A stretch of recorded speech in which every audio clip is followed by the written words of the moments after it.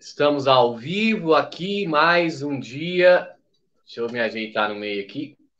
Mais uma live com o nosso querido irmão Eudes Duarte, que daqui a dia vai virar Católico de Verdade, mais Eudes Duarte, o canal aqui, porque já tá freguês, aí já o delay já apareceu, mais de 20 pessoas aqui com a gente. Vamos iniciar, então, de fato, a nossa live.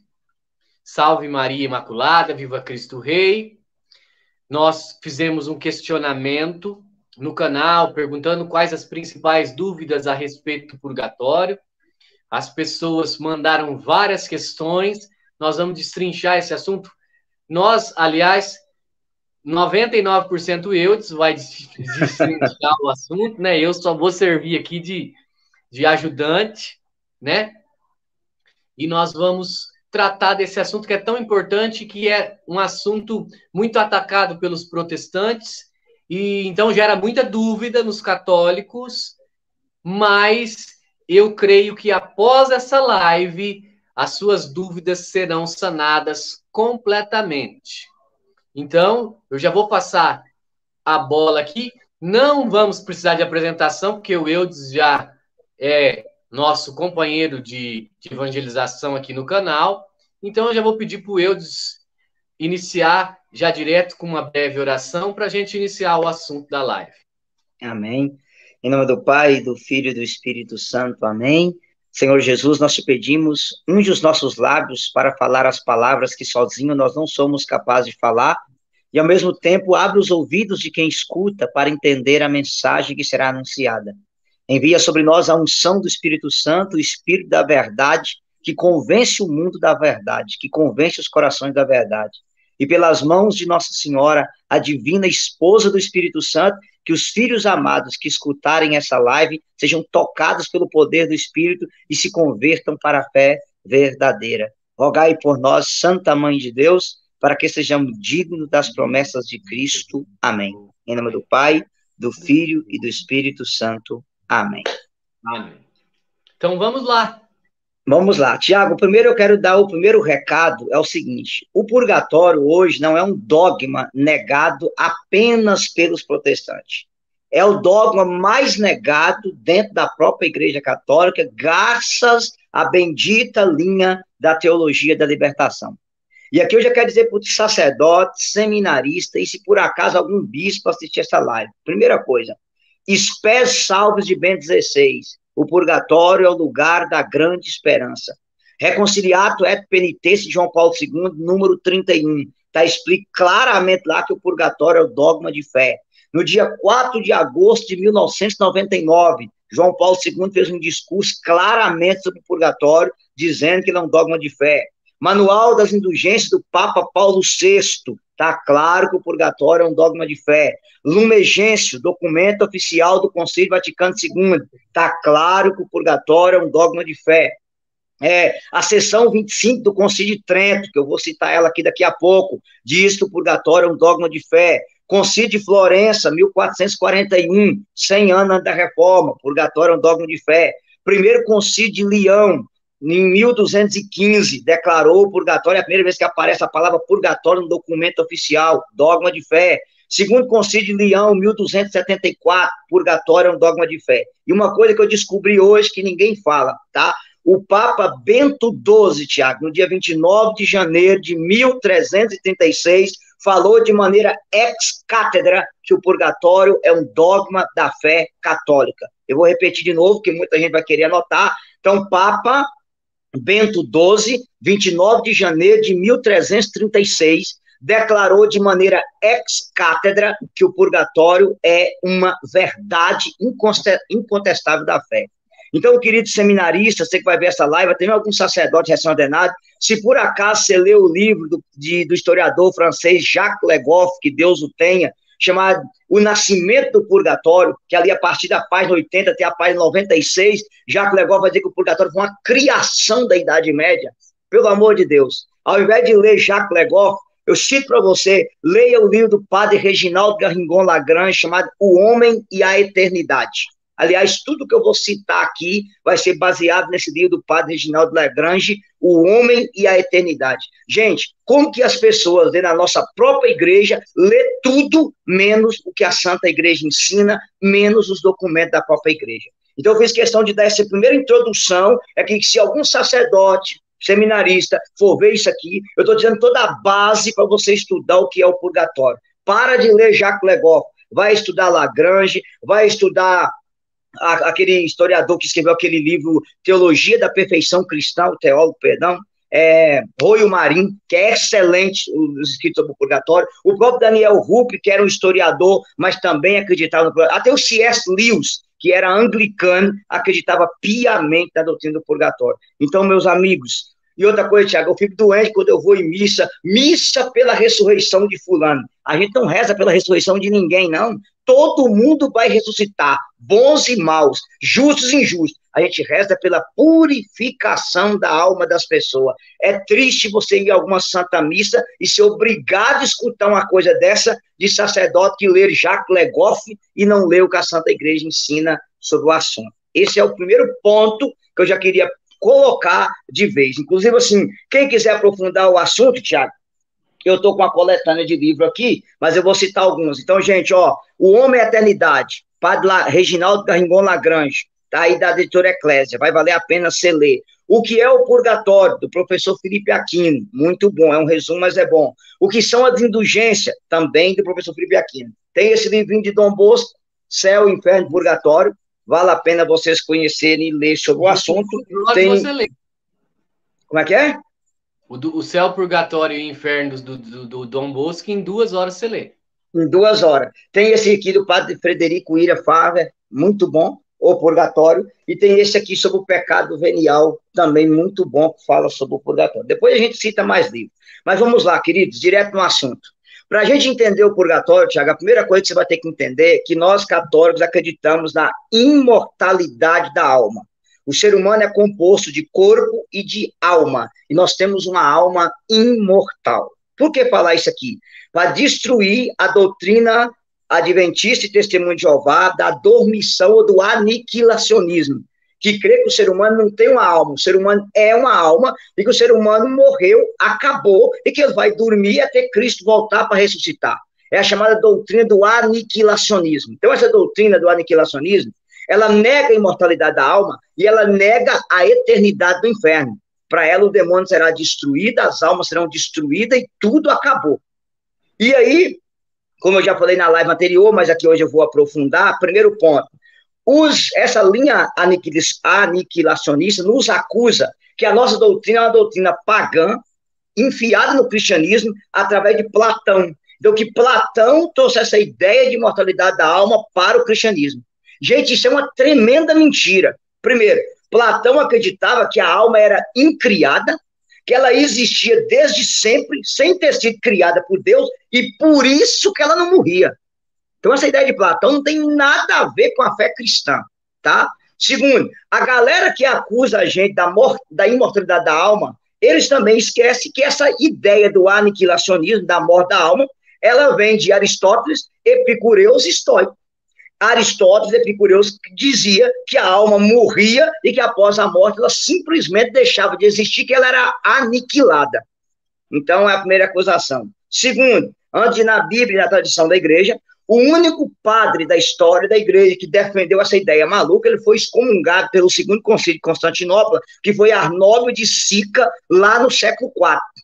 Foi o único historiador. E aí, no século XIX, o senhor Charles Taze Russe, fundador dos Testemunhos de Jeová, e a senhora Ellen Goldwhite e Guilherme Miller, fundador dos Adventistas do Sétimo Dia, trouxe essa doutrina da mortalidade de volta para o cristianismo. E isso infestou o cristianismo. Então, vamos lá. Qual é a prova, Tiago, que a nossa alma é imortal? Vou mostrar pela Bíblia e depois vou mostrar nos pais da igreja que a alma é imortal. Então, vamos lá. Primeiro, Hebreus, é o texto mais claro, capítulo 12, versículo 22. Eu queria até que você fosse anotando para o pessoal aí, tá? Hebreus 12, 22 e 23. Hebreus, capítulo 12, versículo 22 e 23. Vós, ao contrário, vos aproximaste da montanha de Sião, da cidade do Deus vivo, da Jerusalém Celestial, das miríades de anjos, da assembleia festiva dos primeiros inscritos no livro do céu, de Deus, juiz universal, e das almas dos justos que chegaram à perfeição. Pronto, está claro. As almas dos justos estão diante de Deus no céu. Esse é o primeiro texto que deixa claríssimo que o corpo volta para a terra e que a alma que morre com Cristo vai reinar com Cristo. Depois, Apocalipse, capítulo 6, versículo 9. Quem está aí com o texto, Apocalipse 6, 9 e 10. Diz assim: quando abriu o quinto selo, vi debaixo do altar as almas dos homens imolados, mortos por causa da palavra de Deus e por causa do testemunho que eram depositárias, e clamavam em alta voz, dizendo: até quando tu, que és o Senhor, santo e verdadeiro, ficarás sem fazer justiça e sem vingar nosso sangue contra os habitantes da terra? Veja, elas não estavam dormindo, elas estavam lá no céu, é as almas dos mártires, clamando a justiça divina pelo sangue delas derramado na terra. Está claro que a alma é imortal. Terceiro texto, queria que você notasse para eles aí. Filipenses, capítulo 1, versículo 21 ao 23. Filipenses 1, 21 ao 23. Paulo diz: porque para mim o viver é Cristo e o morrer é lucro. Mas se o viver no corpo é inútil para o meu trabalho, não sei então o que devo preferir. 23. Sinto-me impressionado dos dois lados. Por uma parte, desejaria desprender-me para estar com Cristo, o que seria imensamente melhor. Mas da outra parte, continuar a viver é necessário por causa de vós. Está claro o texto. Eu desejaria desprender-me para estar com Cristo. Após a sua morte, a alma desprende do corpo, ela abandona o corpo e vai para o julgamento, para diante de Cristo. Então, está claro. Outro texto que eu vou citar e faço questão de ler, Tiago, é a segunda carta de Paulo aos Coríntios, capítulo 5, versículo do 8 ao 10. Você pode anotar esse também para eles aí. 2 Coríntios 5, do 8 ao 10. Estamos, repito, cheios de confiança, preferindo ausentar-nos desse corpo para ir habitar junto do Senhor. E também que por isso, vivos ou mortos, nos esforçamos por agradar, porque teremos de comparecer diante do tribunal de Cristo. E ali cada um receberá o que mereceu, conforme o bem ou o mal que tiver feito enquanto estava no corpo. Eu penso que mais claro do que isso é impossível, não tem como. Mas eu vou citar mais um, vou ler mais um, e aí eu vou citar só os outros para o pessoal pegar depois. Atos 7, 54 ao 59. Vai falar a respeito do apedrejamento de Estevão. Ao ouvir tais palavras, eles bravejavam de raiva e rangiam os dentes contra ele.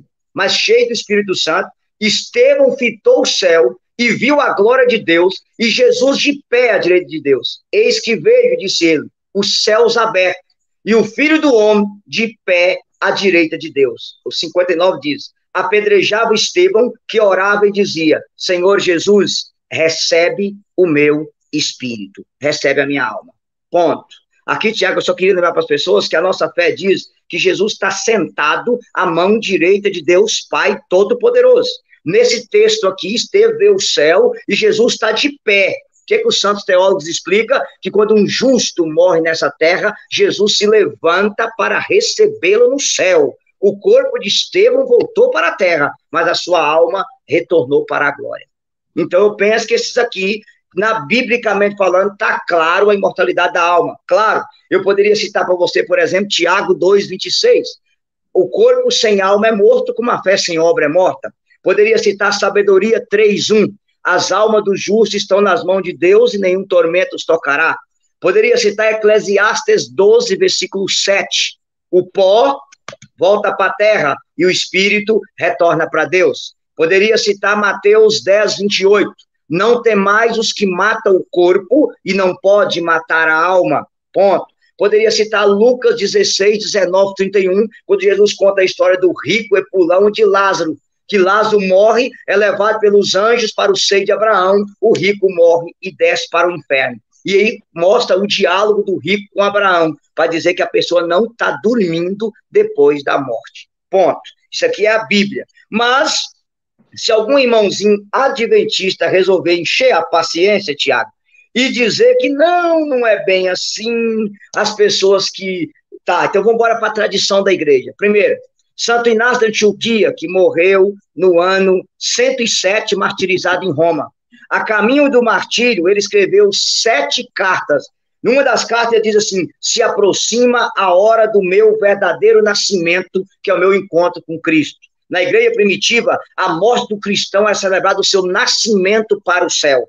Numa outra carta ele diz assim: eu agradeço a Deus pela esfera, que pelos dentes dos leões eu verei Deus. Ó, pelos dentes dos leões eu verei Deus. Na carta aos Romanos ele diz: dentro de mim há uma água viva que murmura, vem logo para a casa do Pai. Ó, vem logo para a casa do Pai. Estou citando um documento do ano 107, 5 anos depois da morte do evangelista João. Só lembrando que Santo Inácio de Antioquia foi aquela criança que Jesus impôs as mãos lá do Evangelho de Marcos, tá? Então ele é da era apostólica, ele conviveu com os apóstolos. Depois, posso citar para você, por exemplo, São Policarpo, que foi bispo de Esmirna, sagrado bispo pelo evangelista João. São Policarpo, na hora do julgamento, está naquele documento do martírio de Policarpo, diz assim: o procônsul já despreza as feras, eu te farei queimar no fogo, se não mudares de ideia. Policarpo respondeu: tu me ameaças com um fogo que queima por um momento, e pouco depois se apaga. Mas por que você ignora o fogo do julgamento futuro, que é um suplício eterno reservado para os ímpios? Percebe? O fogo do julgamento futuro, que é um suplício eterno. Então, na cabeça dos cristãos, o inferno é eterno. E foi Jesus que disse isso lá em Mateus 25, 41. Apartai-vos de mim, malditos, e ide para o fogo eterno. Então não é aniquilacionismo, não. A pessoa vai ficar eternamente nas penas do inferno. Aí ele continua: por sua perseverança, Policarpo triunfou sobre o iníquo magistrado, e assim foi cingido com a coroa da imortalidade, juntamente com os apóstolos e todos os justos. Ele agora está na alegria e glorifica a Deus Todo-Poderoso. Percebe? O início da tradição da igreja, todo mundo acreditava na imortalidade da alma, no tormento eterno e no céu imediatamente depois da morte. Depois, São Policarpo escreveu uma encíclica aos Filipenses, que nessa encíclica ele vai narrar a morte, o martírio de Santo Inácio, de São Zósimo e de Rufus. E ele diz assim: eles agora estão na presença do Senhor, porque na hora da morte eles sofreram e morreram por ele. Está lá na Epístola aos Filipenses de São Policarpo. Aí eu poderia dar para você a carta de Diogueto. Diogueto é uma carta escrita do ano 130. Ele diz assim: a alma imortal habita num tabernáculo mortal. Vou repetir: a alma imortal habita num tabernáculo mortal. Isso é a carta de Diogueto, do ano 130 da era cristã. Nessa mesma carta, que ele vai falar do julgamento, ele fala: as penas eternas do fogo eterno, preparado para os ímpios que lhes serão entregues no dia do julgamento. Ó, penas eternas do fogo eterno. Carta de Diogueto. E aí eu poderia citar, meu irmão, São Justino, vai dizer a mesma coisa, que a alma é imortal e que o fogo é eterno. Eu poderia citar, por exemplo, eu vou citar São Teófilo de Alexandria, diz a mesma coisa, que a alma é imortal, que ela vai direto para o céu ou para o inferno, que tem que morrer com Cristo. Poderia citar Orígenes, que no ano 254, que é claro sobre a imortalidade da alma. E eu poderia citar aqui, eu até vou pedir você depois, quem quiser, eu montei uma apostila, essa apostila aqui, Tiago, somente sobre os pais da igreja, sobre purgatório e imortalidade da alma e penas eternas. Se alguém quiser, a gente pode até mandar para as pessoas essa apostila depois. Poderia citar Santo Irineu de Lyon, também a mesma coisa, São Clemente de Alexandria, e São Clemente de Alexandria eu faço questão de citar. Ele diz assim, ó: todas as almas são imortais, mesmo as almas dos homens ímpios, para os quais seria melhor que elas não fossem imortais, pois punida com a vingança infinita do fogo inextinguível, elas não morrerão. É impossível para eles um período colocado à sua miséria de refrigério. Percebe? Eu estou citando São Clemente de Alexandria no ano 210 da era cristã, porque o único padre que pensou isso foi Arnaldo de Sica no ano 500. Então, eu estou mostrando isso para as pessoas. Eu poderia citar Tertuliano, São Gregório de Taumaturgo, São Cipriano de Cartago, Santo Hipólito de Roma, e eu quero citar mais um, Santo Atanásio, que foi o cara que mais combateu o arianismo. Satanás dizia assim, ó, existe a diferença entre o corpo e a alma, pois se o nosso argumento provou, ela é distinta do corpo. Enquanto o corpo é mortal por natureza, a alma é imortal, porque não é como o corpo. Santo Atanásio. Então eu penso, Tiago, que isso aqui está à prova para todo mundo que está nos acompanhando, que nós temos uma alma que é imortal e a gente não pode mudar isso. E aqui eu queria citar também, Tiago, o catecismo, antes da gente mudar de assunto. O catecismo diz no número 366, a igreja ensina que cada alma espiritual é diretamente criada por Deus.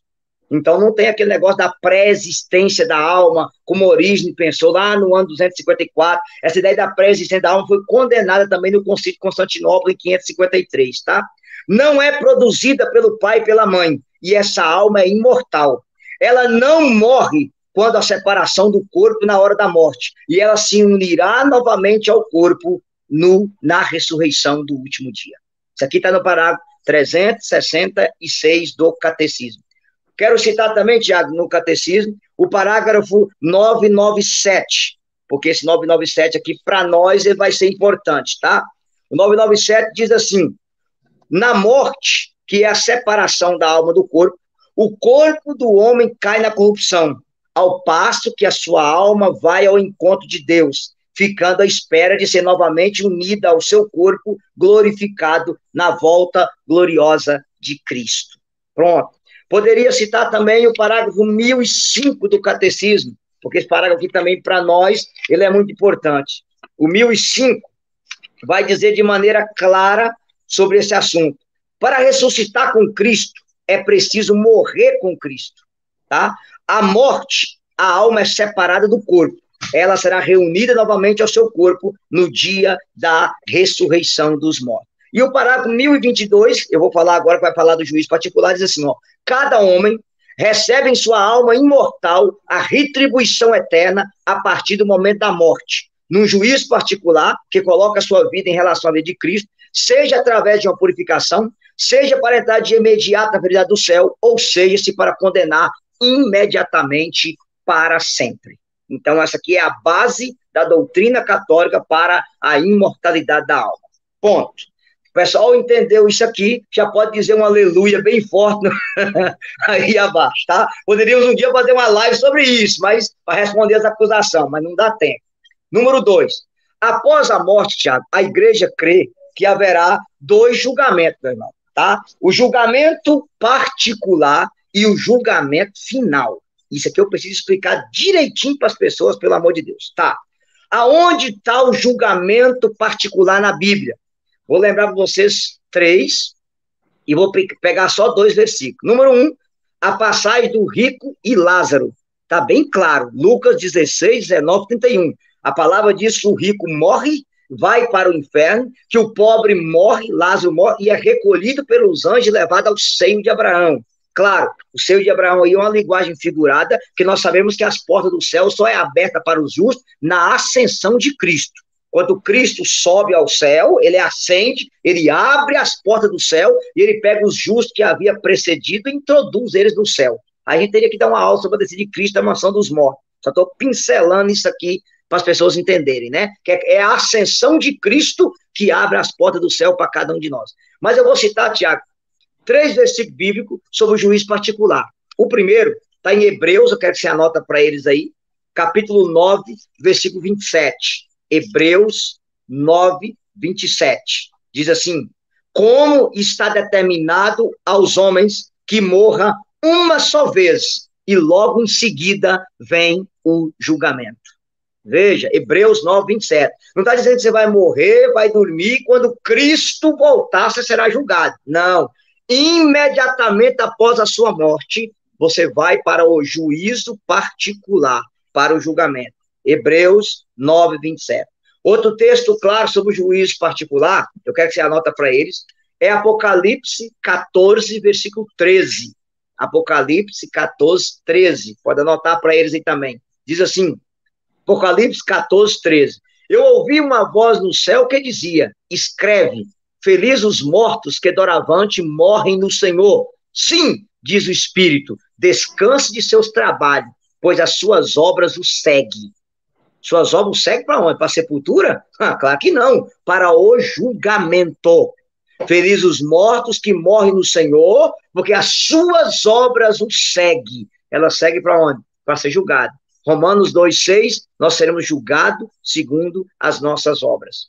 O terceiro texto claro sobre o juízo particular após a morte está lá em 2 Coríntios 5, versículo 10. Você pode anotar para eles aí, 2 Coríntios 5, versículo 10. Eu já li, mas eu vou ler de novo. Diz assim: porque teremos de comparecer diante do tribunal de Cristo. Ali, cada um receberá o que mereceu, conforme o bem ou mal que tiver feito enquanto estava no corpo. Ponto. O nome disso aqui, Tiago, é juízo particular. Eu queria que as pessoas entendessem isso. Que vai acontecer imediatamente depois da nossa morte. Depois eu vou explicar direitinho o que acontece no juízo particular. Tá. E o que é o juízo final? O juízo final vai acontecer na volta gloriosa de Cristo, na sua parousia, na sua segunda vinda gloriosa, tá? Aqui não tem nada a ver com a doutrina do arrebatamento protestante, porque aqui um dia a gente pode fazer uma live, essa doutrina tem apenas 200 anos, criada pelo pastor John, não sei das quantas, na Inglaterra, que não tem nada a ver com o ensino católico.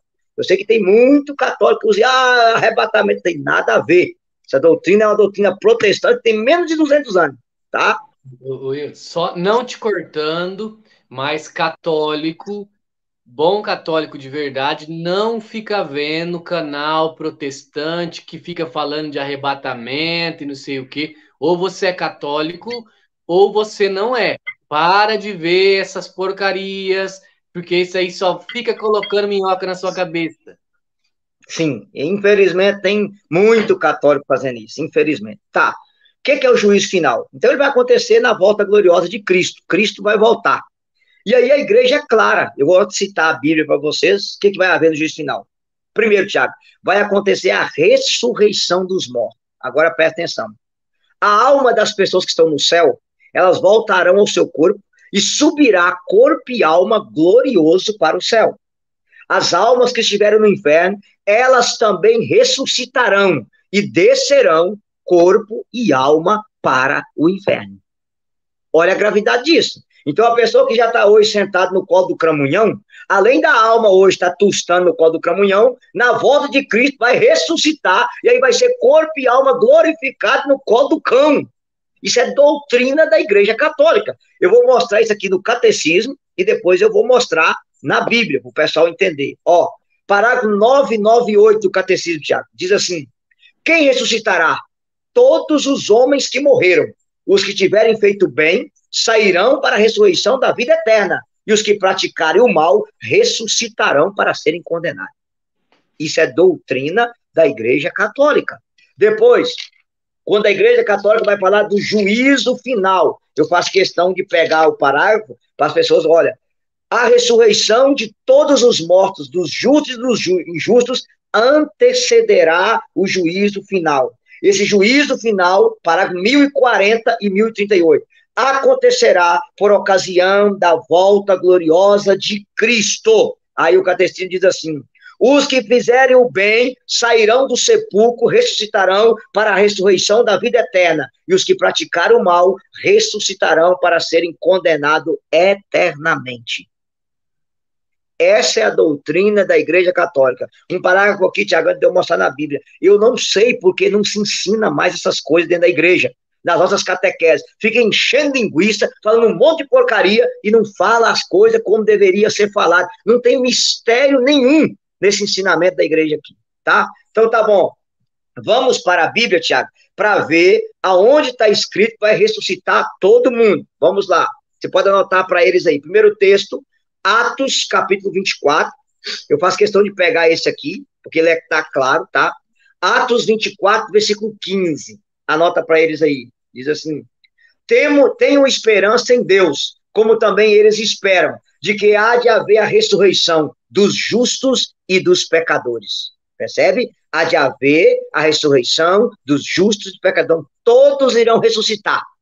Quem está no céu, a alma volta ao corpo e subirá corpo e alma glorioso para o céu. Quem está no inferno também ressuscitará e descerá corpo e alma para o inferno. Outro texto claro, É João capítulo 5, você pode anotar para o pessoal aí, eu faço questão de pegar esse texto também. João 5, versículo 28 e 29. João 5, 28 e 29. Você pode escrever para quem quiser anotar e pegar. Não vos maravilheis disso, porque vem a hora em que todos que se acham no sepulcro sairão ao som de sua voz. Os que praticaram o bem irão ressuscitar para a vida eterna, e os que praticaram o mal ressuscitarão para serem condenados. Pronto, meu irmão.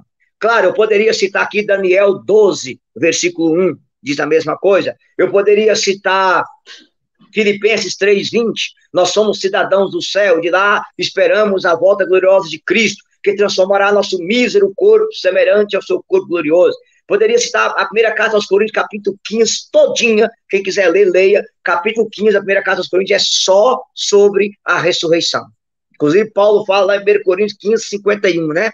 Paulo diz assim, que na hora da vinda de Jesus, nós que estivermos vivos, num abrir e fechar de olhos, ressuscitaremos de maneira incorruptível, que morre o que é corruptível e nasce o que é incorruptível, e que nós seremos levados com Cristo. Então, essa é a fé da Igreja Católica. Ponto. Então, as pessoas entenderam que a alma é imortal, que nós temos um juiz particular e que nós temos um juiz final. Cabeção está dando uma aula de escatologia bem enxugada para vocês entenderem aí como é que é a coisa, tá? Aí, Tiago, para a gente entender o purgatório, nós vamos ter que entender uma terceira coisa, que é a diferença de pecado mortal e pecado venial. Quando as pessoas entenderem isso aqui, o que é pecado mortal, o que é pecado venial, aí vai ficar mais fácil eu aprofundar o tema do purgatório. Então, tá bom. Onde a Bíblia fala que existe a diferença dos pecados? Está lá na primeira carta de João, eu quero que você manda o povo pegar aí, primeira carta de São João, capítulo 5, versículo 16 e 17. 1 João, capítulo 5, versículo 16 e 17. São João diz assim, se alguém vê o seu irmão cometer um pecado que não conduz à morte, reze, e Deus lhe dará a vida. Isso para aqueles que não pecam para a morte. Há pecado que é para a morte, não digo que se reze por esse. Toda iniquidade é pecado, mas há pecado que não conduz à morte. Então, Tiago, aqui entra o ponto principal, tá? O que é pecado mortal? O que é pecado venial? Vamos lá. Pecado mortal, ele tem que ter 3 características. Matéria grave, ou seja, ele ofende os 10 mandamentos. Pleno conhecimento, a pessoa sabe disso. E pleno consentimento. Ela consente de maneira deliberada, livremente praticar isso. Se a pessoa morre num pecado desse aqui sem arrependimento, ela desce imediatamente para o inferno. Senhores seminaristas, senhores padres, vai me assistir, não me xinga não. Isso é parágrafo 1035 do Catecismo. Diz de maneira clara, as almas dos que morrem em estado de pecado mortal desce imediatamente depois da morte para o inferno, onde sofre as penas do inferno, fogo eterno. Catecismo da Igreja Católica, parágrafo 1861, diz que o pecado mortal priva o homem da graça, mata a caridade no coração, separa ele de Deus, e se esse estado não for recuperado perante o arrependimento, causa morte eterna no inferno, já que a nossa liberdade pode fazer escolha para sempre sem regresso. A vantagem tem uma cabeça de cearense bem grande, é que você decora com facilidade, aleluia. Então, isso aqui é doutrina da Igreja Católica. Então, Tiago, é bom dizer, qualquer pecado mortal, basta um. Dom Bosco dizia, pecado mortal é renunciar, ser filho de Deus para ser escravo de Satanás. Um pecado mortal sem arrependimento conduz a alma direto para a condenação eterna. Tá? Pecado mortal é um ódio contra Deus. Pecado mortal é eu dizer para Jesus, o Senhor morreu na cruz, o Senhor quis, eu não pedi, bem feito, Senhor, a vida é minha, faço dela o que eu quiser e eu peco mesmo. Pronto, isso é pecado mortal. Aí tá. O que é um pecado venial? Pecado venial, ele também vai ter 3 características. Primeiro, ele não ofende a lei de Deus em matéria grave, ofende em matéria leve. Uma pequena impaciência, uma palavra mal falada, uma mentira simples que não fere a justiça e a caridade, é pecado venial, é um exemplo. A segunda coisa que é pecado venial é o pecado mortal que eu pratico sem saber que ele é mortal. Eu vou te dar um exemplo, Tiago. Eu rodo esse Brasil inteiro pregando, Eu estou cansado de pregar enquanto de jovem, que você, quando você fala sobre castidade, tem meninos transando, namorado e namorada, que é pecado mortal, e fala comigo, Eudes, mas ninguém nunca me falou. E eu procurei o padre, ele falou, não, se você ama ela e ela te ama, vocês podem transar à vontade. Se aquele menino morresse assim, para ele, o pecado era venial. Por quê? Ele não sabia. Quando procurou um padre, o padre disse, não, meu filho, se você se ama, pode ficar à vontade. O amor que é só love, só love, só love, só love. Agora, o padre que mandou isso, aí é pecado mortal, ele ia para o inferno. Agora, o menino não, porque ele não sabia. Se eu te contar os casos que eu já peguei sobre isso, tu não acredita. Tá cheio disso na igreja. Então, todo pecado mortal cometido sem que eu saiba que ele é mortal, eu diminuo, porque eu não tinha pleno conhecimento, então ele cai para venial. A terceira característica do pecado venial é o pecado mortal cometido de maneira obrigatória. Alguém te obrigou a fazer uma coisa. Por exemplo, eu já atendi caso assim. Aquela menina tinha 12 para 13 anos, ela engravidou e os pais dela obrigou ela a fazer o aborto. Ela foi obrigada. Então, para os pais, para o médico, para a enfermeira, é pecado mortal. Para aquela menina, nem tanto. Porque ela era criança ainda, ela estava grávida e ela foi obrigada a fazer. Percebe? Então, qualquer pecado mortal que a pessoa é obrigada, ele vai diminuir a pena para venial. Então, tá. Se a pessoa morreu separada de Deus, ela se condena eternamente. Agora, se ela morreu em pecado venial, ela iria se condenar eternamente? Não. Mas ela também não entraria no céu. E aqui vamos embora chegar no ponto principal. Primeiro, Tiago, Mateus 5,8. Felizes os puros de coração, porque verão a Deus. Dificilmente alguém sairá desse mundo puro de coração 100%. Mateus 5,48. Sede perfeito, como vosso Pai Celeste é perfeito. Dificilmente nós sairemos desse mundo perfeito. Hebreus 12,14. Sem santidade, ninguém pode ver o Senhor. Só entra no céu quem é santo. 4. Apocalipse 21, 27 e Isaías 35, versículo 8. Diz que ninguém entra na cidade celestial de maneira impura. Só entra o puro. Nada de impuro entrará lá. Aqui vem o ponto principal. As pessoas que estão nos assistindo, eu peço a vocês que acompanhem a live que eu fiz aqui com o Tiago sobre os 5 solas da Reforma Protestante. Se não acompanhou essa live, pelo amor de Deus, vai lá e acompanha. Por quê? Tiago, é difícil falar isso com protestante, mas o problema do protestantismo, negar o purgatório, é a doutrina da justificação de Lutero, que é a sola fide e a sola gratia. Eu vou explicar. O protestantismo nega a santidade. Deixa eu explicar isso às pessoas. Para Lutero, Deus declara o homem justo, mesmo o homem sendo pecador. Na cabeça de Lutero, Deus cobre você com o manto de Cristo. Então, é uma justiça imputada. Deus imputa a justiça em você, cobre você, você continua pecando, pecando, pecando, mas Deus enxerga você com o manto de Cristo sobre você. Olha a cabeça diante de Lutero, entendeu? Então, para nós católicos, a justiça não é imputada, a justiça é infusa. O que é infusa? Deus toca o homem e não cobre, Deus transforma o homem. Quem está em Cristo é uma nova criatura. O homem é transformado pelo mérito de Cristo e Deus concede a justiça ao homem. Tive preso, fosse me visitar, estava nu, você me vestiu, estava com fome, você me deu de comer. Então o homem salvo pela graça, ele pratica as obras da graça. Aí deixa eu tentar lembrar as pessoas aqui uma coisa interessante, Thiago. É o que eu falei naquela época, é lembrar de Pelágio e de Lutero. Né? Para Pelágio não havia pecado original. O pecado de Adão e Eva foi apenas um mau exemplo. Então o homem, ele consegue se salvar sem a graça de Deus. Para Lutero, o pecado original destruiu o homem. O homem é mau por si só. Então, como o pecado original destruiu o homem, para Lutero, a própria concupiscência já é o pecado original. E é uma loucura uma coisa dessa. Qual é a fé católica? O pecado original não destruiu a natureza humana, ele manchou a natureza humana. A natureza humana foi manchada pelo pecado original. Ponto. Aí o que a igreja te diz?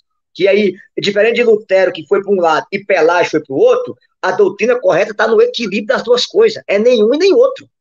Então o pecado original, ele manchou a nossa natureza. O que acontece? Então Cristo vem, salva o homem, Mas diferente do que Lutero peça, o protestante usa muito a palavra, né? Revestir, cobrir. Nós católicos vamos usar renovar, transformar, porque Cristo transforma o homem de maneira interior também.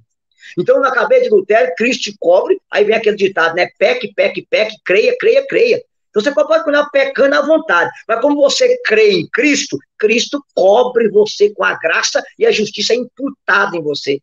Percebe? Então, logo para Lutero, não existe santidade. O homem não consegue ser santo. O homem vai continuar sempre, sempre, sempre pecador, mas é coberto, e nós católicos não.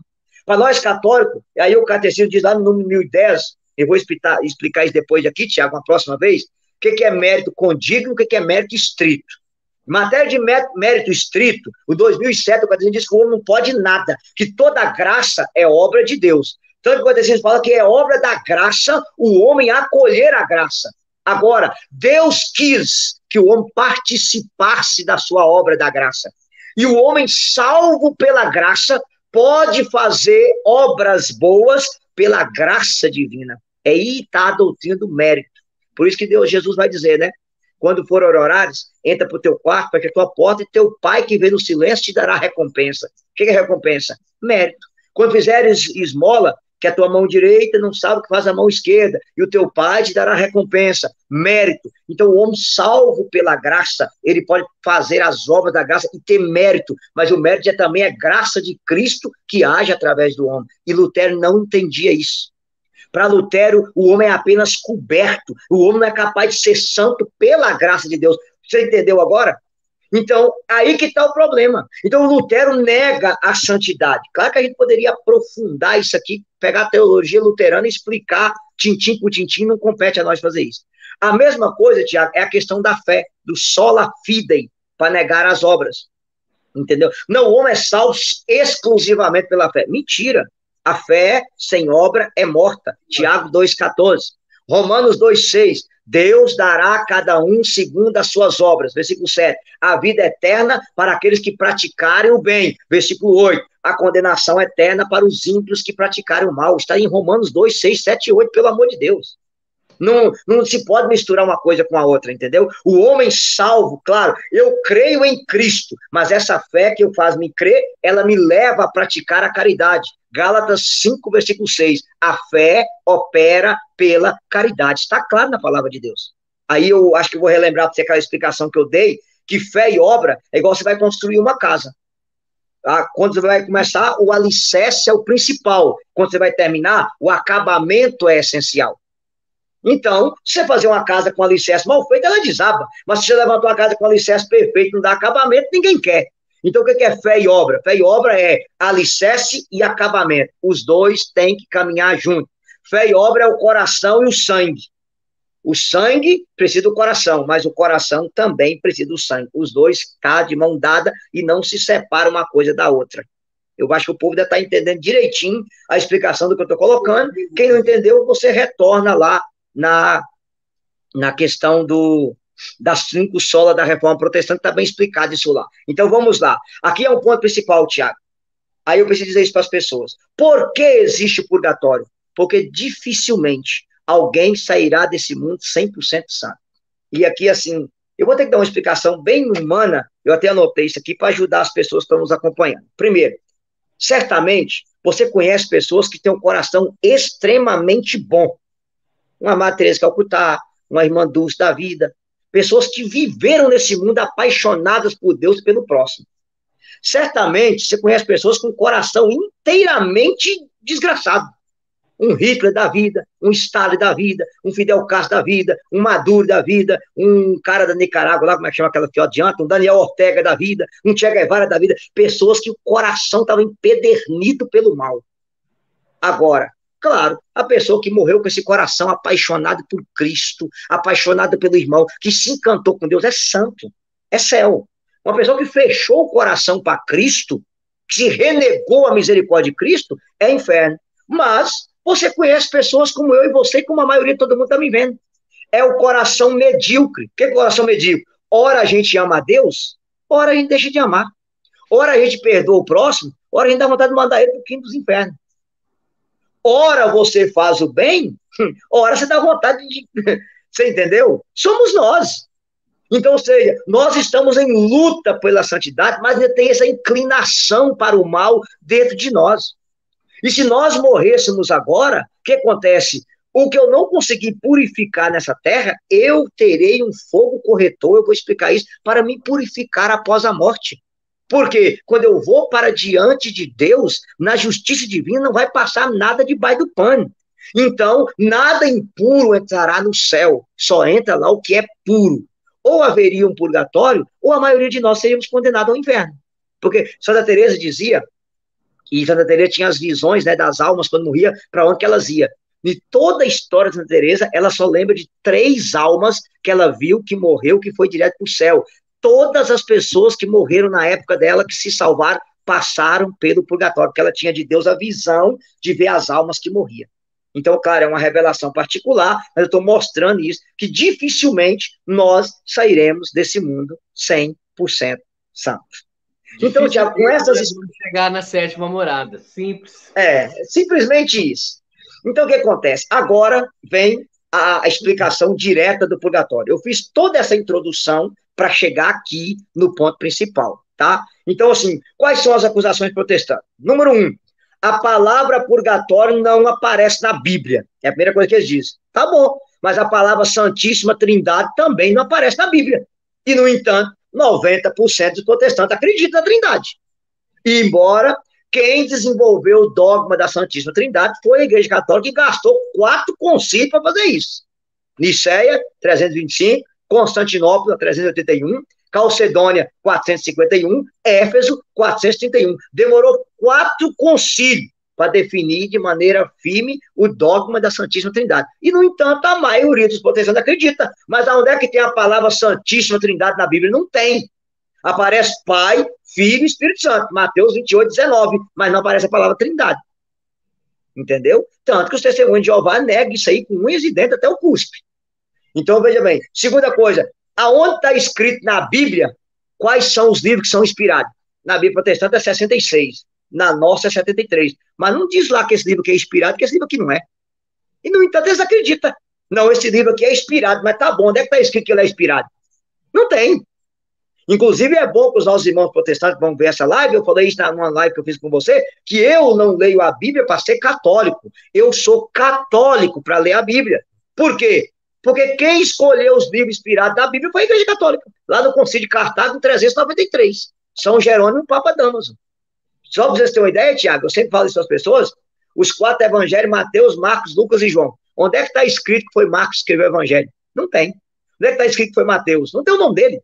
Que foi Lucas? Não tem. Quem disse isso? Foi a igreja. A igreja que diz que Mateus escreveu o evangelho. Não tem o nome de Mateus lá, não, é?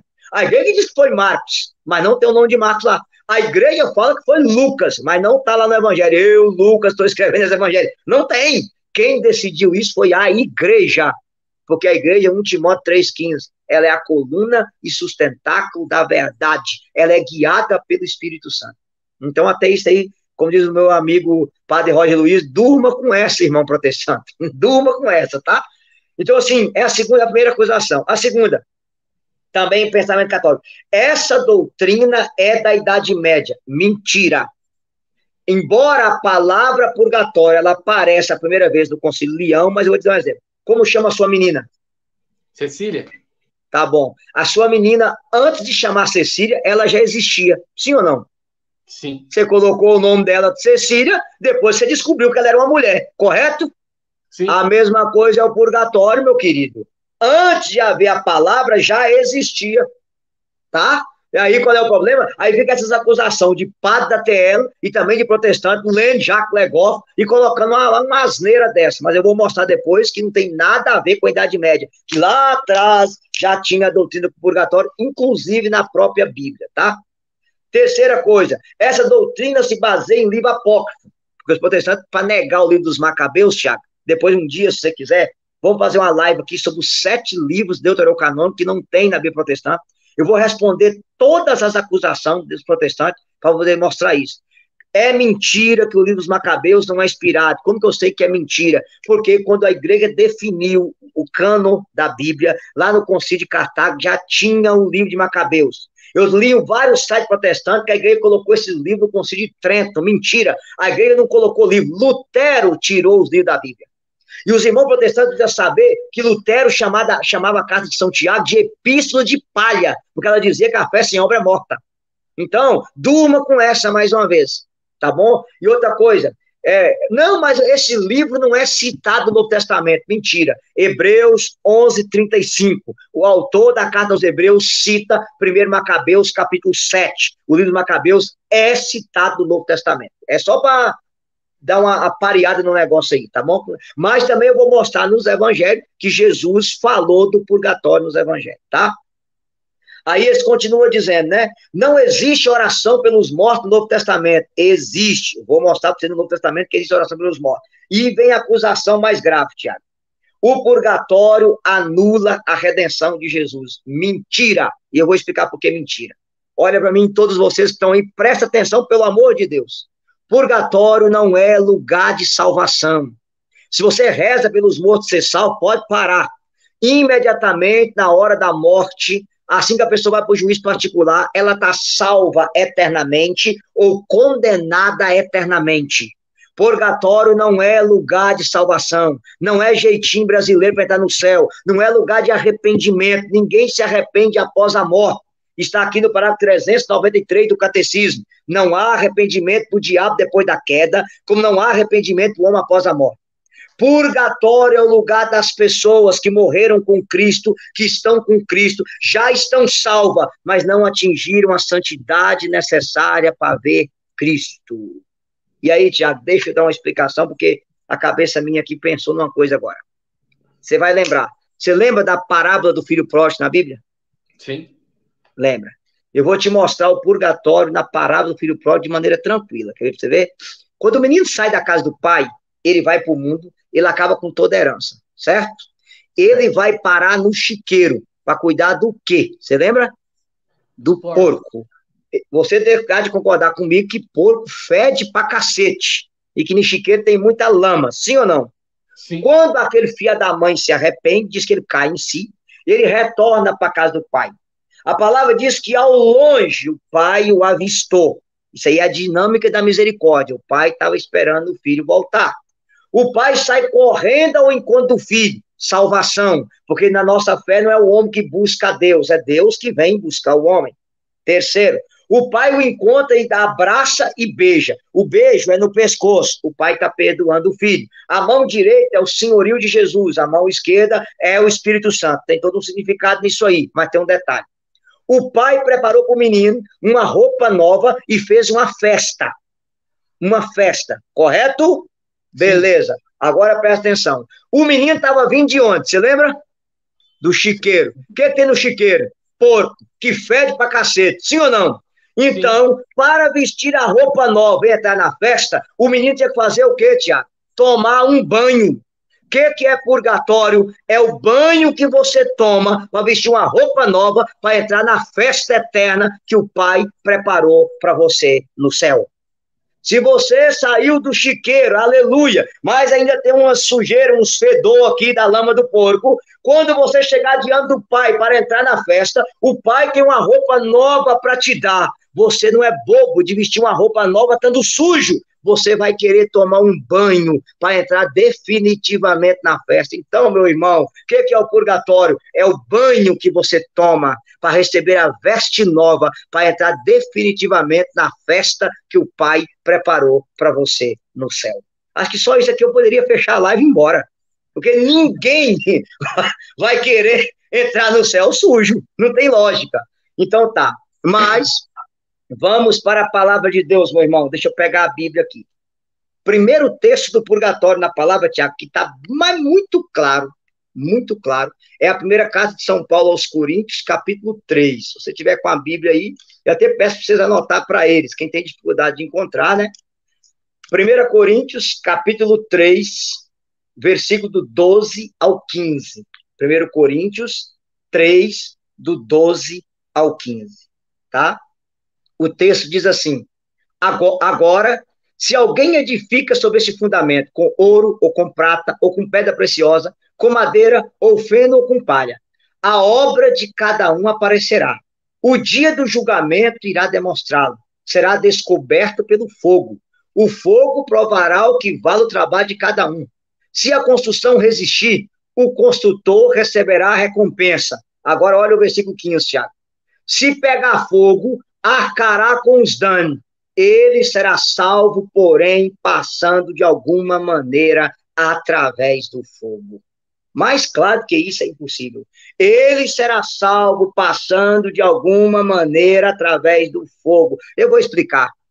Se nós edificarmos a nossa vida, gente, com ouro e prata, que são metais preciosos, santidade, Madre Teresa de Calcutá, Irmã Dulce, nós vamos contemplar o Pai. Mas a maioria de nós, ao menos eu e a maioria de nós que estamos aqui, a gente edifica a nossa vida sobre madeira, sobre palha, sobre feno, porque a gente é medíocre. A gente não ama a Deus como deveria amar. A gente não ama o próximo como Deus quereria que a gente ama, Tiago. A realidade é essa. E aí a gente tem que entender isso. Eu até anotei uma frase aqui que é uma realidade. E a gente tem que entender isso, quando se fala de amor, você entende o quanto você é amado e quanto você não ama. E aí, quando nós não amamos a Deus 100% e não amamos o próximo, é madeira, palha e feno. E o que vai acontecer? Nós seremos salvos passando pelo fogo. O texto está claro sobre o purgatório. Claríssimo. Depois eu vou voltar aqui, Tiago, com a tradição da igreja, mostrando que os pais da igreja ensinavam sobre o assunto, o que Origens escreveu sobre isso, Tertuliano escreveu sobre isso, São Cirilo de Jerusalém escreveu sobre isso, as catequeses mistagógicas têm sobre isso, Santo Agostinho, São Basílio, Santo Epifânio e até São Gregório, lá no ano 593.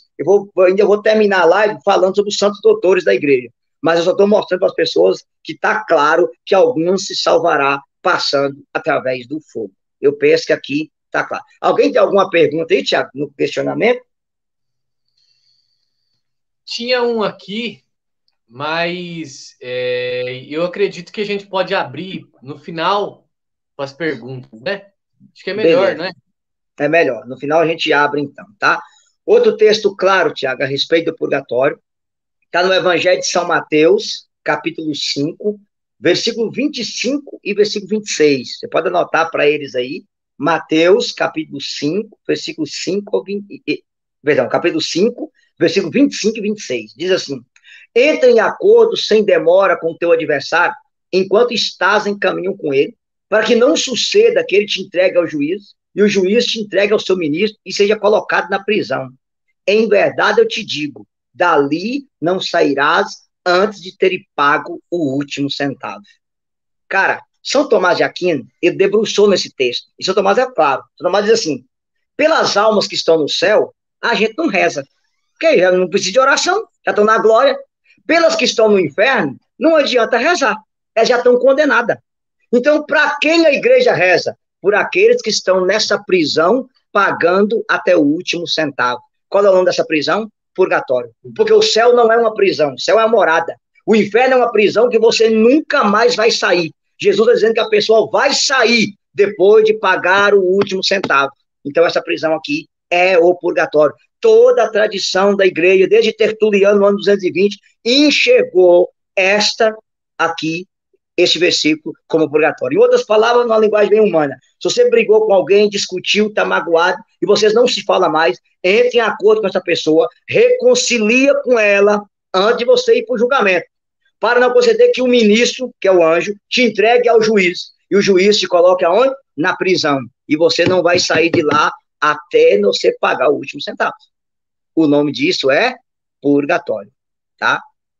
Outro texto claro, Tiago, aqui eu tenho que pegar porque a explicação não é minha, a explicação é de São Gregório Magno, lá no ano 593, naquele livro chamado Diálogo, que ele escreveu, muito bom, que é de Mateus 12, tá? Versículo 32, Mateus 12, 32. O texto diz assim, ó, no versículo 31, Jesus fala: por isso eu vos digo, todo pecado, toda blasfêmia serão perdoados aos homens, mas a blasfêmia contra o Espírito Santo não será perdoada.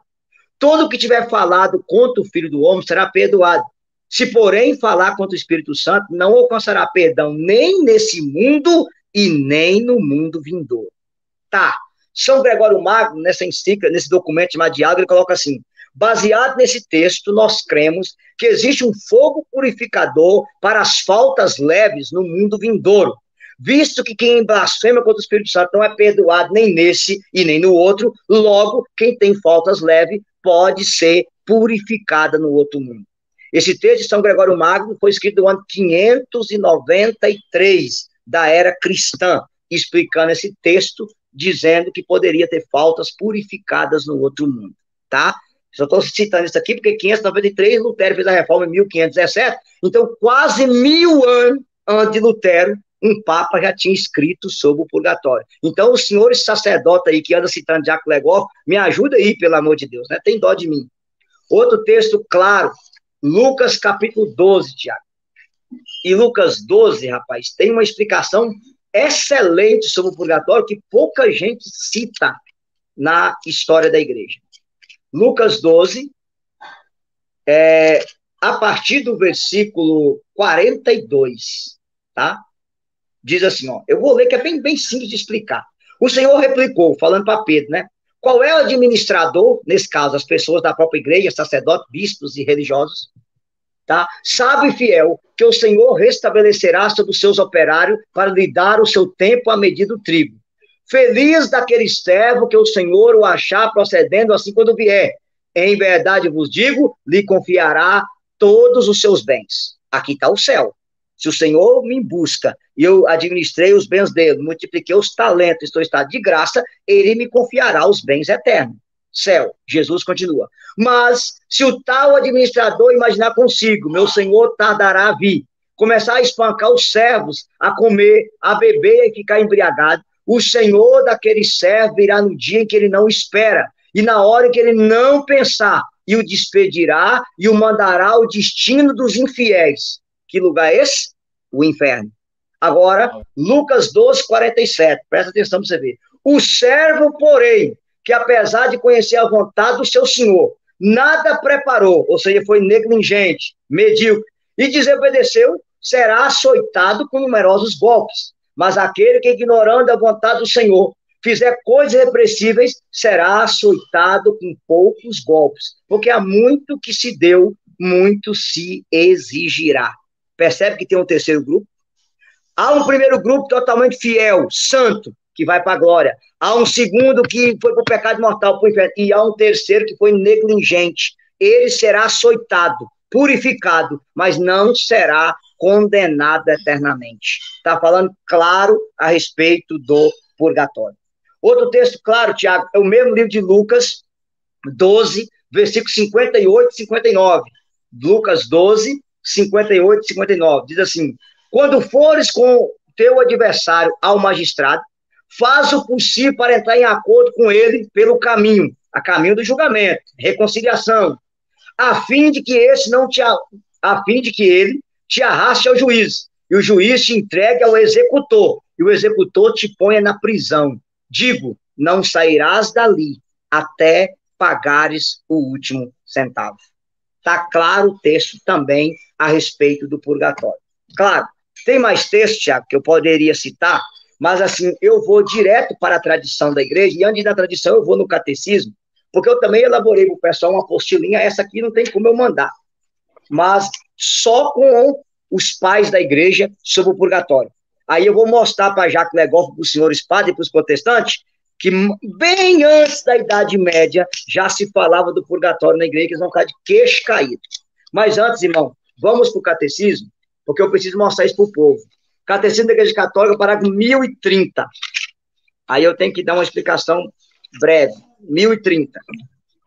Diz assim, Tiago: os que morrem na graça e na amizade de Deus, mas não estão completamente purificados, embora tenha garantido a sua salvação eterna. Presta atenção, as almas do purgatório já estão salvas, já foram redimidas por Cristo. Elas não atingiram a santidade necessária para ver Cristo. Então o purgatório não é lugar de salvação. Aqui, senhores protestantes, estão vendo a live, pelo amor de Deus. O purgatório anularia a redenção de Jesus se ele fosse um jeito de você se salvar sem Jesus. Aí sim, Tiago, ele anularia a redenção de Jesus. Mas a pessoa que é no purgatório, ela foi salva pelo sangue de Cristo. Aí o protestante fala assim, mas o sangue de Cristo não é suficiente para pagar meu pecado? Sim, para pagar a pena eterna do seu pecado. A pena temporal é responsabilidade sua. Eu vou explicar aqui já nesse ponto, Tiago. O que é pena eterna? O que é pena temporal? Vamos lá. Vou explicar de uma maneira bem humana, depois eu vou aprofundar. Estou namorando. Engravidei minha namorada sem casar. O pecado é mortal. Fornicação. Beleza. Como esse pecado ofende a majestade de Deus, ofende o mandamento, eu mereço o inferno. Procurei um padre e me confessei. Aleluia. Eu fui absolvido. Fui lavado no sangue de Cristo. Mas a minha namorada que engravidou, ela desengravida? Não. Eu vou ter as consequências. Um bebê que vai crescer sem um pai, sem uma mãe junto. Eu vou ter que trabalhar agora para cuidar dessa criança, para ajudar ela a cuidar da criança. A consequência eu vou ter que arcar. Percebe? A pena eterna foi paga no sangue de Cristo da confissão, mas a pena temporal é responsabilidade minha. Vou te dar um segundo exemplo. Eu inventei uma fofoca ao seu respeito, uma calúnia. É pecado mortal. Eu feria a justiça e feria a caridade. Esparramei essa calúnia para todo mundo. Maravilha. Procurei um padre e me confessei. Eu mereci o inferno, eu caluniei você, eu feri você. É um pecado mortal. Eu poderia ser condenado eternamente. Isso é apagado no sangue de Cristo, tá? Mas eu vou limpar o seu nome? Não. Um contou para o outro, contou para o outro, passou para o outro, passou para o outro, passou para o outro. O seu nome foi manchado, sua honra foi manchada, sua dignidade foi manchada. Isso é pena temporal. Eu tenho que reparar isso. E se eu não conseguir reparar isso nesse mundo, eu vou reparar isso no purgatório. Eu vou dar mais um exemplo exagerado. Vamos embora lá. Stalin e Hitler, os maiores desgraçados da face da Terra, sem nenhuma dúvida. Poderia incluir Maduro, Chaves, o Ortega, o Kim Jong-un, Xi Jinping, mas vamos pegar esses dois desgraçados aqui, Stalin e Hitler. Os gulas, que foram os campos de concentração de Stalin na União Soviética, devem ter matado pelo menos 40 milhões de pessoas, Thiago, no mínimo. Hitler matou 6 milhões de judeus nos campos de concentração nazista. Vamos supor que Hitler e Stalin se arrependeram na hora da morte. Louvado seja Deus. Se eles fizeram uma contrição e se arrependeram, a misericórdia de Deus os alcançaram. Mas e aí? E a vida dos milhões de gente que eles mataram? Percebe? Quer dizer que eles vão... Você consegue imaginar Hitler e Stalin com as asinhas no céu, dando aleluia e glória a Deus? Ah, me ajuda, Tiago, tem misericórdia. Aí, meu filho, não tem cabimento uma coisa dessa. Então, ou seja, eles se arrependeram, beleza, mas e a reparação? E as famílias, o cara sofrendo do que eles fizeram? E o trauma na vida das pessoas, como é que ficou? Eles teriam que reparar. É um exemplo humano para as pessoas entenderem. Vou dar um outro exemplo para você. Eu matei um pai de família. Tá, é um pecado mortal. Feri o 5º mandamento. Não matarás. Beleza? Me arrependi profundamente. Procurei um padre e me confessei. O sangue de Cristo me lavou da pena eterna, porque eu mereci o inferno. Eu tirei a vida de alguém. Ótimo. Mas eu devolvo a vida para o pai de família? Não. E os filhos sem pai? Sofre? Sofre. E a mãe, a mulher sem marido? Sofre também. E a mãe perdeu o filho? Sofre. Essa pena, ou eu reparo ela nesse mundo, ou eu vou reparar ela no purgatório. Percebe? Então o sangue de Cristo, ele apaga a pena eterna. As consequências do pecado é responsabilidade minha, meu irmão. Então eu penso que as pessoas devem estar entendendo isso aqui. Para que é o purgatório, Tiago? O purgatório não é para pagar a pena eterna. Isso aqui foi paga no sangue de Cristo. O sangue de Cristo apaga todos os nossos pecados sem deixar mancha nenhuma. A pena eterna. Agora, a pena temporal, o estrago que eu causei, eu preciso reparar. Eu posso ir para você, por exemplo, Tiago, para a Bíblia. Jesus visitou Zaqueu. Aleluia. Chegou lá e falou o quê? A salvação entrou nessa casa. Zaqueu, ô Jesus, obrigado, vou continuar roubando, aleluia, que bom que o Senhor me salvou. Foi isso que aconteceu? Não, Zaqueu teve que reparar. Senhor, vou devolver a metade dos meus bens aos pobres, e se eu defraudei alguém, eu devolverei 4 vezes mais. Reparação. Percebe? O pecado tem 2 penas, a pena eterna e a pena temporal, tem que reparar. Vou pegar o exemplo da mulher adúltera, por exemplo. Ela foi pega em adultério, ela ia ser apedrejada, Jesus não a condenou, mas disse para ela, vá e não tornes a pecar. Você vai ter que parar com essa vida sua aí. Vou pegar outro exemplo de Davi.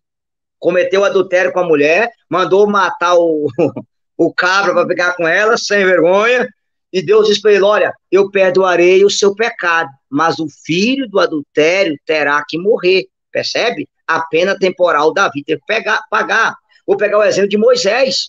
Moisés duvidou de Deus, caiu na murmuração, e Deus disse para ele, olha, por causa disso, você não entrará na terra prometida, você vai ver a terra, mas você não vai entrar nela, percebe? Então o pecado tem a pena eterna, mas tem a pena temporal também, isso já no Antigo Testamento.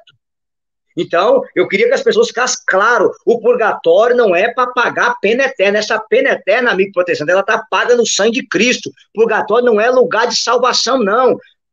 Após a morte, você está eternamente condenado ou eternamente salvo.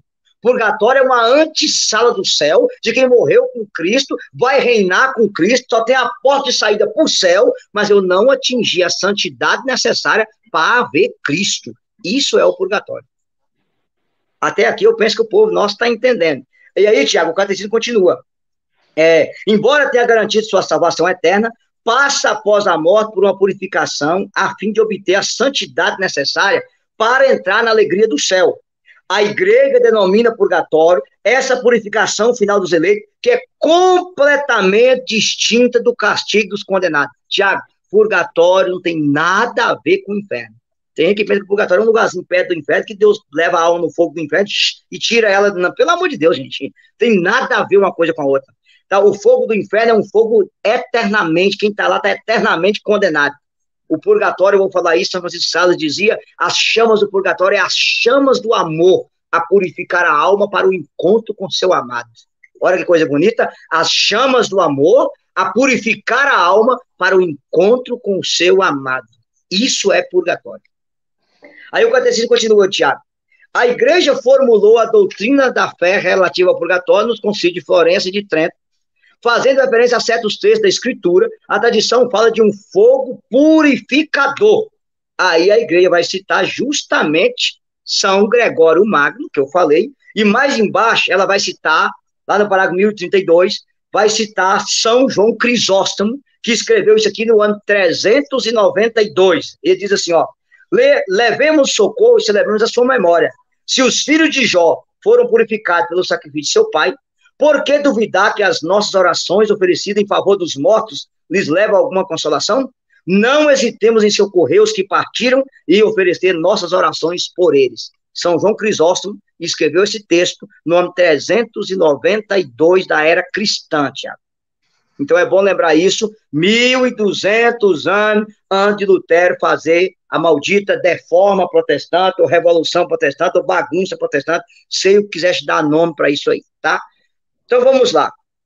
Tiago, antes de eu citar a questão da oração pelos mortos, né, porque eu vou precisar falar um pouquinho sobre isso, eu queria só lembrar uma coisa também, que muito protestante vai citar assim, não, mas o ladrão aos pés da cruz, Jesus disse para ele, hoje estarás comigo no paraíso. Ele não precisou de purgatório para entrar no céu. E aí, Tiago, eu queria lembrar uma outra coisa, cara. A doutrina calvinista, inclusive eu estou falando isso porque eu conversei com um calvinista, eles também usam muito esse texto para justificar sola fide. Um dia um calvinista falou comigo, eu vou mostrar para você na Bíblia uma pessoa que foi para o céu somente pela fé. Você me mostra um que foi pelas obras e eu viro católico. Aí eu disse para ele, tá bom. Se você me mostrar alguém que foi para o céu só pela fé, eu como a página, renuncio ao catolicismo e viro protestante. E vou para o calvinismo. Ele falou comigo assim, você perdeu. Eu falei, então manda, vem quente que eu estou fervendo. Aí ele citou o bandido aos pés da cruz, ele se arrependeu, aceitou Cristo como Senhor e Salvador, foi para o céu, que obra ele praticou? Aí eu respondi para ele, meu filho, você tem que estudar a fé católica. Nós temos 7 obras de misericórdia corporal e 7 obras de misericórdia espiritual. E uma das obras de misericórdia é corrigir os ignorantes. Ele virou para o bandido da esquerda e falou, nós estamos sofrendo porque nós merecemos. Tu não teme a Deus não, sua anta. Esse homem é justo. A anta foi eu que acrescentei aqui, né? Claro. Então, assim, resumindo, Ele praticou uma obra, ele corrigiu um ignorante. Essa foi uma obra. Então, ele não foi para o céu exclusivamente pela fé. Aqui, ó, para os protestantes. Não existe isso, tá? Outra coisa, Tiago. Aqui agora, no Calvário, nós temos 3 cruzes. A cruz de Jesus é a cruz redentora. A cruz do ladrão é a cruz penitente, do ladrão que se salvou. A cruz do outro é a cruz renitente. Mas, aonde entra o purgatório aqui, Tiago? O purgatório entra que aquele ladrão aceitou o sofrimento na cruz como reparação dos crimes que ele cometeu. Eu estou sofrendo porque eu mereço por causa dos meus crimes. Quando nós vamos assumir as cruzes nesse mundo, nós estamos antecipando o nosso purgatório nesse mundo, quando eu aceito os sofrimentos e ofereço eles por amor a Deus em reparação dos meus pecados. Você pode ler o Tratado de Santa Catarina de Gênova, que está claro lá que eu já posso começar a viver o purgatório nesse mundo, reparando os pecados que eu fiz nesse mundo, com penitência, com caridade, eu posso já ir reparar, com indulgência. Aquele bandido aceitou o sofrimento, aceitou o purgatório dele naquela cruz, por isso que ele ouviu de Jesus: hoje estarás comigo no paraíso. Então, citar o bandido para negar o purgatório é que, ó, não vale de jeito nenhum, entendeu? Aí é um absurdo fazer uma coisa dessa, não cola não, tá? Então, assim, e aqui eu queria citar também, Tiago, uma outra coisa. Os pais da igreja, eu vou pegar aqui, porque muita gente não conhece isso aqui e precisa conhecer. E assim, eu tenho que dar detalhe por detalhe. Vamos lá. Primeiro, o primeiro escrito do purgatório, eu vou citar isso aqui bem rapidinho, que nosso horário já venceu muito. As Atas de Paulo e Tecla. Atas de Paulo e Tecla, Tiago, é um escrito do ano 160 da era cristã. Ó, onde é que está o ano 160, tá? Tecla é uma mulher que se converteu, ouvindo a pregação de São Paulo, e ela se desfez um casamento com o noivo para assistir São Paulo na evangelização. E no escrito, ela vai na casa de uma pessoa, e aí está escrito assim, presta atenção. Após a exibição, Trifena novamente a recebeu. A sua filha Falconila, que havia morrido, disse para ela em sonho: mãe, deverias receber essa estrangeira Tecla, como a mim, para que ela ore por mim, para que eu seja levada para o lugar dos justos. Percebe? Isso é do ano 160 da era cristã. Depois, Tiago, só vou lembrar aqui. São Cirilo de Alexandria, ano 190. Olha o escrito dele. Porém, nós dizemos que o fogo santifica não a carne, mas as almas que morreram em pecado venial, referindo-se não a um fogo comum, mas a um fogo que penetra a alma e a purifica, o fogo corretor. Ele cita 1 Coríntios, capítulo 3, versículo 15. Tá? Depois, o mais célebre de todos, isso aqui você vai ficar de queixo caído. As atas do martírio de Santa Perpétua e Santa Felicidade, do ano 200. Eu não vou ler porque é demorado, mas se o pessoal quiser aqui, a gente pode mandar para eles, tá? Santa Perpétua, ela estava na hora do martírio, e ela tem a visão do irmão dela, chamado Dinócrate, que tinha morrido há 7 anos, com uma sede terrível e sofrendo muito num campo de prisioneiro. Ela reza por ele, e ela oferece o martírio dela, a dor dela, pela salvação dele, e depois ela tem a visão do irmão dele, bebendo uma água limpa, num lugar muito iluminado. É a visão de Dinócrate saindo do purgatório e indo para o céu. Isso no ano 200 da era cristã. Posso citar para você Abércio, que era bispo de Herápolis, na Frígia. No ano 190, ele deixou escrito nesse túmulo. No túmulo dele está escrito assim, ó: eu, Abércio, fiz esse túmulo durante a minha vida, e após a minha morte, quem lê isso aqui, ore pela alma de Abércio. Eu estou citando o ano 190 da era cristã. Senhores padres, senhores protestantes, de onde Jacques Le Goff tirou que purgatório é a criação da Idade Média? Eu estou falando ainda do século II da era cristã. Século II da era cristã. Depois, Tiago, poderia citar Tertuliano, que nasceu no ano 160, se converteu em 195, e no ano 203 ele escreveu, ó, De Anima, que é da alma, tá? É um escrito. De Carne Resurrection, Ressurreição da Carne, é um outro livro dele. Ele escreveu da Monogamia, terceiro, e da Corona. E em todo, ou da Coroa, né? Em todos esses 4 livros, Tertuliano fala do purgatório e do fogo corretor. Inclusive, num deles, ele fala que a esposa ora pela alma do seu marido para que ele receba refrigério e vá para o lugar dos justos. Então, no ano 220, Tertuliano já falava claramente do purgatório. Depois, São Cipriano de Cartago, no ano 248. Na Epístola 51, ele diz assim, ó, uma coisa é pedir perdão, outra coisa é alcançar a glória. Uma coisa é estar prisioneiro sem poder sair até ter pago o último centavo. Lembra disso aqui? Sim. Mateus 5,25. Outra coisa é receber imediatamente o salário da fé e a recompensa do céu. Uma coisa é ser torturado com longo sofrimento pelos pecados para ser limpo e completamente purificado pelo fogo.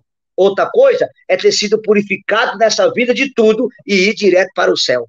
Eu estou citando, Tiago, São Cipriano de Cartago, no ano 200 da era cristã. Agora, poderia citar para você, São Cipriano são vários, Orígenes, no ano 254.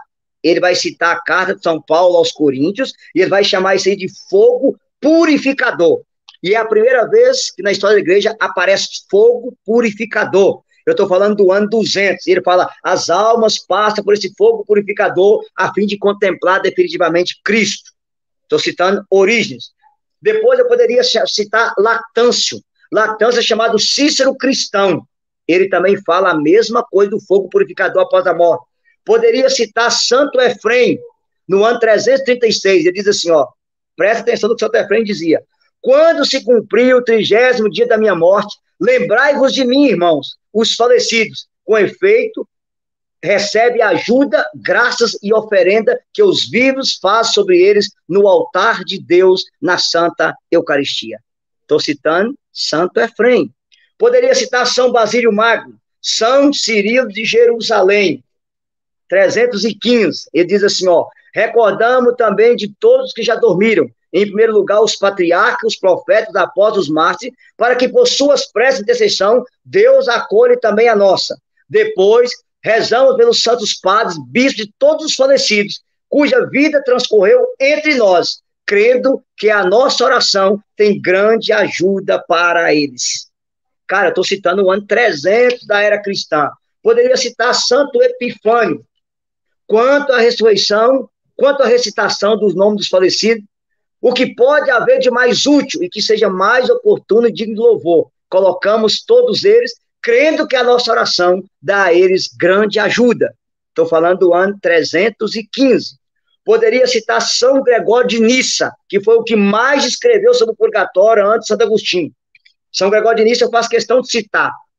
Quando ele renunciou ao seu corpo, e a diferença entre a virtude e o vício é conhecida, não pode se aproximar de Deus até que seja purificado com fogo que limpa as manchas com o qual a alma está infectada.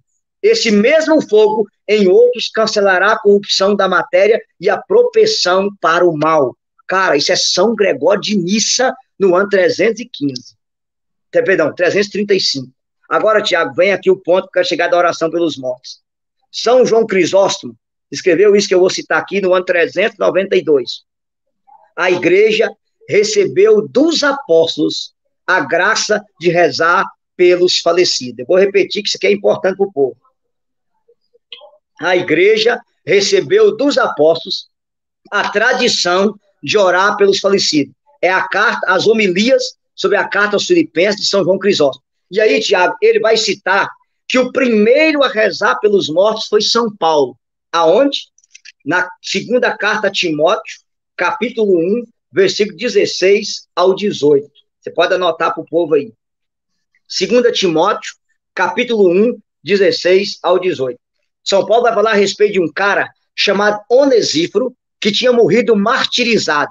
Inclusive, assim, até os exegetas protestantes admitem que Onesíforo já tinha morrido. E admite que São Paulo rezou pela alma dele. Vou ler para você, ó. 2 Timóteo, capítulo 1, 16. O Senhor conceda a sua misericórdia à casa de Onesíforo, porque ele tinha morrido martirizado, tá? Que muitas vezes me reconfortou, verbo no passado, tá? E que muitas vezes não se envergonhou das minhas cadeias. Pelo contrário, quando veio a Roma, procurou-me com solicitude e me encontrou. o Senhor lhe conceda a graça de obter misericórdia junto do Senhor naquele dia. Sabes melhor que ninguém quantos bons serviços ele prestou em Éfeso. São João Crisóstomo, no ano 392, diz que São Paulo fez a primeira oração pelos mortos e que a igreja recebeu de São Paulo a tradição de rezar pelos mortos. Uma outra coisa que eu preciso citar, Tiago, não é um dogma de fé, mas é um fato. Em 1 Coríntios 15, 29, São Paulo fala de pessoas que se batizavam pelos mortos. E Santo Epifânio vai explicar que no início do cristianismo, quando as pessoas se convertiam e recebiam a salvação, elas tinham tanto medo dos antepassados que morreram, que elas passavam a se batizar em nome deles para que eles se salvassem. Claro que isso foi banido na história da igreja, que se não batiza morto. Sacramento é para quem está vivo. Mas a partir disso, as pessoas que elas entenderam que elas não podiam se batizar, mas que podiam rezar pelas almas dos antepassados para que eles fossem ao encontro de Cristo. Tá? Isso é um fato bom da gente lembrar. E o texto mais claro, Tiago, da oração pelos mortos, está no Antigo Testamento, no segundo livro de Macabeus, capítulo 12, versículo 43 ao 46. 2 Macabeus, pode anotar para o pessoal aí, capítulo 12, versículo 43 ao 46. O povo de Deus foi para uma guerra, alguns soldados morreram na guerra com ídolos debaixo da roupa, o que era proibido, era pecado, né? Mas eles morreram lutando pelo Senhor. E o texto diz assim, ó, puseram-se em oração, versículo 43, para implorar o perdão completo do pecado cometido. O nobre Judas falou à multidão, exortando a evitar qualquer transgressão, ao ver diante dos olhos o mal que havia sucedido aos que foram mortos por causa dos pecados. Em seguida, organizou uma coleta enviando a Jerusalém cerca de 10.000 dracmas para que oferecesse um sacrifício pelos pecados. Belo e santo modo de agir, decorrente de sua crença na ressurreição. Pois, se ele não julgasse que os mortos ressuscitariam, teria sido vão e supérfluo rezar por eles. Mas se ele acredita que uma belíssima recompensa aguarda os que morreram piedosamente, era esse um bom e religioso pensamento. Eis porque ele pediu um sacrifício expiatório para que os mortos fossem livres de suas faltas. Palavra do Senhor, graças a Deus. Então, Tiago, já no Antigo Testamento, os judeus oravam pelos mortos. Só queria lembrar, Tiago, que São Clemente de Roma, carta aos Coríntios, no ano 90, ele cita o livro dos Macabeus, São Justino cita o livro dos Macabeus, Santo Irineu cita o livro dos Macabeus. O livro dos Macabeus é inspirado. Essa ideia de Lutero de dizer que é um livro apócrifo é mentira. Quem tirou o livro da Bíblia foi os protestantes, não foi nós católicos. E aqui, eu acho que eu não preciso citar, então vou recordar, dá pra gente fazer uma aula sobre o purgatório só sobre os escritos de Santo Agostinho, que foi o cara que mais escreveu sobre o purgatório. Está lá no Cidade de Deus, está nos Confissões, está nos comentários do Salmo, nos Confissões, ele reza pela alma de sua mãe, Santa Mônica, que a tinha partido. Então está claro toda a tradição da igreja sobre o purgatório. Eu só queria lembrar, Tiago, 3 coisas para eu encerrar aqui, para você poder fazer as perguntas, que a live demorou muito. Primeiro, São Tomás de Aquino dizia que uma Ave Maria para uma alma do purgatório vale mais que uma caridade com um pobre. Porque um pobre, ele pode fazer algo por si, e a alma do purgatório não pode fazer mais nada por ela. É como se uma pessoa estivesse doente de câncer, terrivelmente doente de câncer, você tem um analgésico para aliviar a dor, e você não alivia a dor, você cruza os braços. Então, rezar pelas almas do purgatório é um gesto tremendo de caridade, cara. Porque a alma do purgatório não pode fazer nada por ela mesma. Ela tem que purificar voluntariamente, pacientemente, segundo a vontade divina. Aqui, uma próxima live, a gente pode fazer uma live falando das penas do purgatório. Aí eu vou citar as revelações dos santos particulares, você vê o sofrimento. Tanto que São Tomás dizia que o maior sofrimento da face da terra não se compara à mínima pena do purgatório, cara. A coisa é cruel, tá? Porque é uma ausência torturante de eu não poder ir para Deus. Depois eu vou falar aqui o que São Francisco de Sales dizia. Então, assim, algumas coisas, Tiago, eu anotei aqui para passar para as pessoas, eu faço questão de dizer. Primeiro, por que hoje não se reza mais pelas almas do purgatório? Porque está faltando 3 coisas: fé, caridade e justiça. Fé de pregar para o povo que o purgatório existe, que ele é um dogma de fé católica, que a igreja não mudou a doutrina, e não se prega mais sobre isso. Caridade é de você entender que é uma grande caridade você fazer algo pelas almas que partiram, porque elas não podem fazer nada por si mesmas. Eu posso fazer por elas, mas elas não podem fazer por mim, tá? E justiça é você entender uma coisa interessante. Eu vou falar uma coisinha pesada, Tiago. Por que é justiça rezar pelas almas do purgatório? Quantas almas estão no purgatório por causa de mau exemplo de padre, mau exemplo de bispo, mau exemplo de pregador? Pessoas que não se converteram e não amaram a Deus por nossa culpa. Porque eu fui um mau pregador, um mau padre, um mau bispo, uma má religiosa, e a pessoa morreu e não amou a Deus como deveria amar e está no purgatório por nossa culpa. Então, rezar por essas pessoas é um ato de justiça, porque talvez elas podem estar lá por nossa própria culpa. Olha a seriedade disso, meu irmão. Então, é um ato de fé, porque eu tenho que crer que o purgatório é um dogma. Eu não citei os concílios aqui, só falei porque não dá tempo de citar mais. Um ato de caridade, que elas não podem fazer nada por si mesmas, é as pessoas que não têm condição de fazer nada por elas. Só para você ter uma ideia, uma alma do purgatório pode rezar por nós, mas não pode rezar por ela mesma, tá? E a terceira coisa mais importante, Tiago, é que é um ato de justiça, que pode ter muita gente no purgatório por nossa culpa. Posso dizer também uma coisa, Tiago, quebrar alguns mitos. Qual é os mitos? Número 1, purgatório não é uma segunda chance para você se salvar de jeito nenhum, tá? Purgatório é um estado de purificação de quem já está salvo, morreu com Cristo, só tem uma porta de saída, a porta do céu. A pessoa já está salva eternamente. Purgatório não vai para o inferno, não. Segundo mito, purgatório não está na Bíblia. Está na Bíblia. 1 Coríntios 3, do 3 ao 15. Eu mostrei.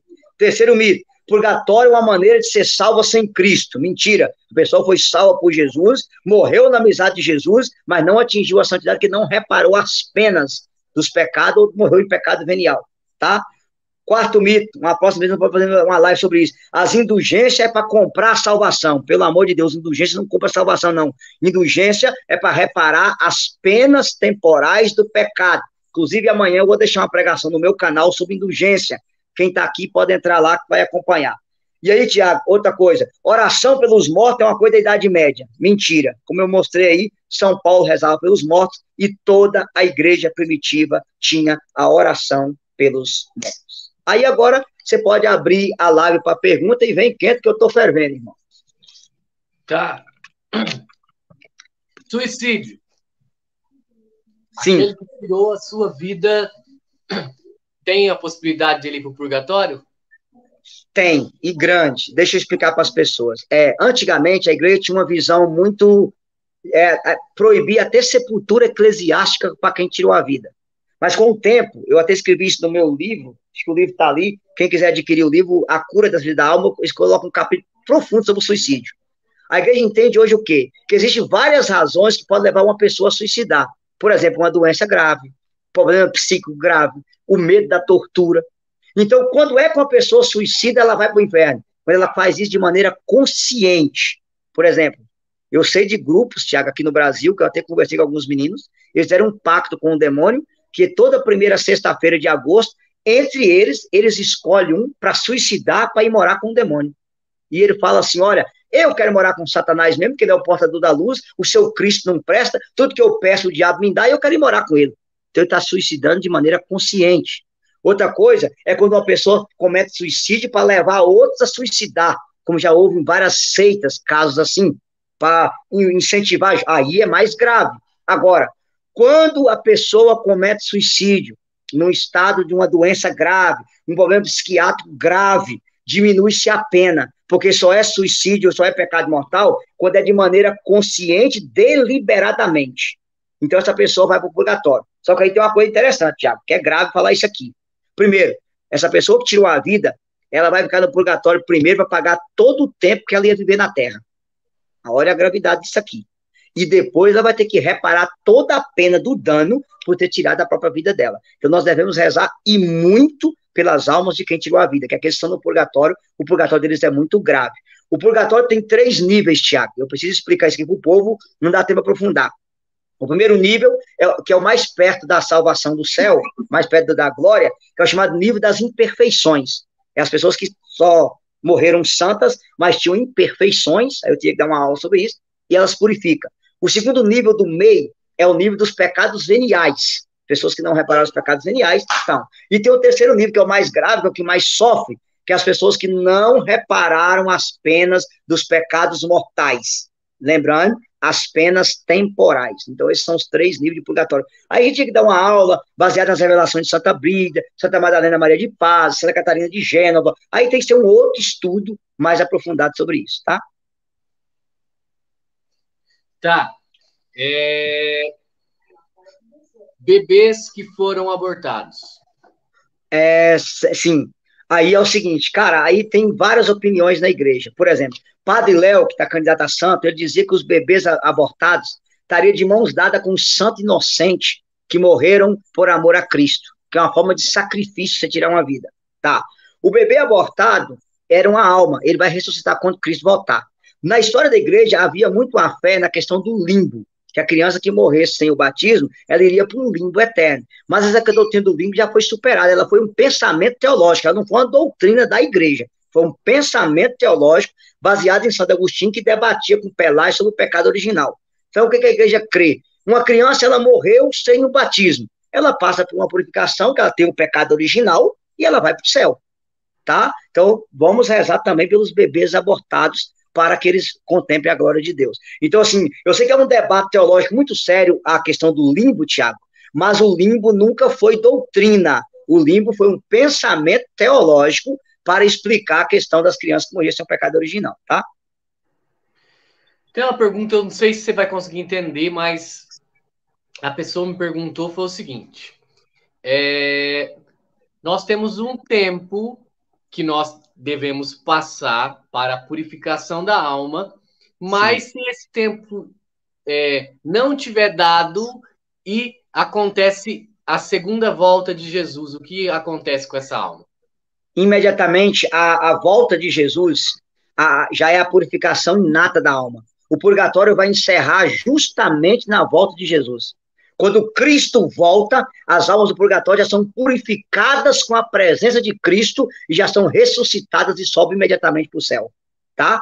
Então, o purgatório encerra justamente na volta gloriosa de Cristo. A presença de Cristo já purifica as almas por si só, tá bom? Isso aí é fácil de responder. Tem aquele dito popular, aqui se faz, aqui se paga. Mas isso não é evangélico. Sim. Porque nós não teremos que pagar aqui na Terra, necessariamente, né? Uhum.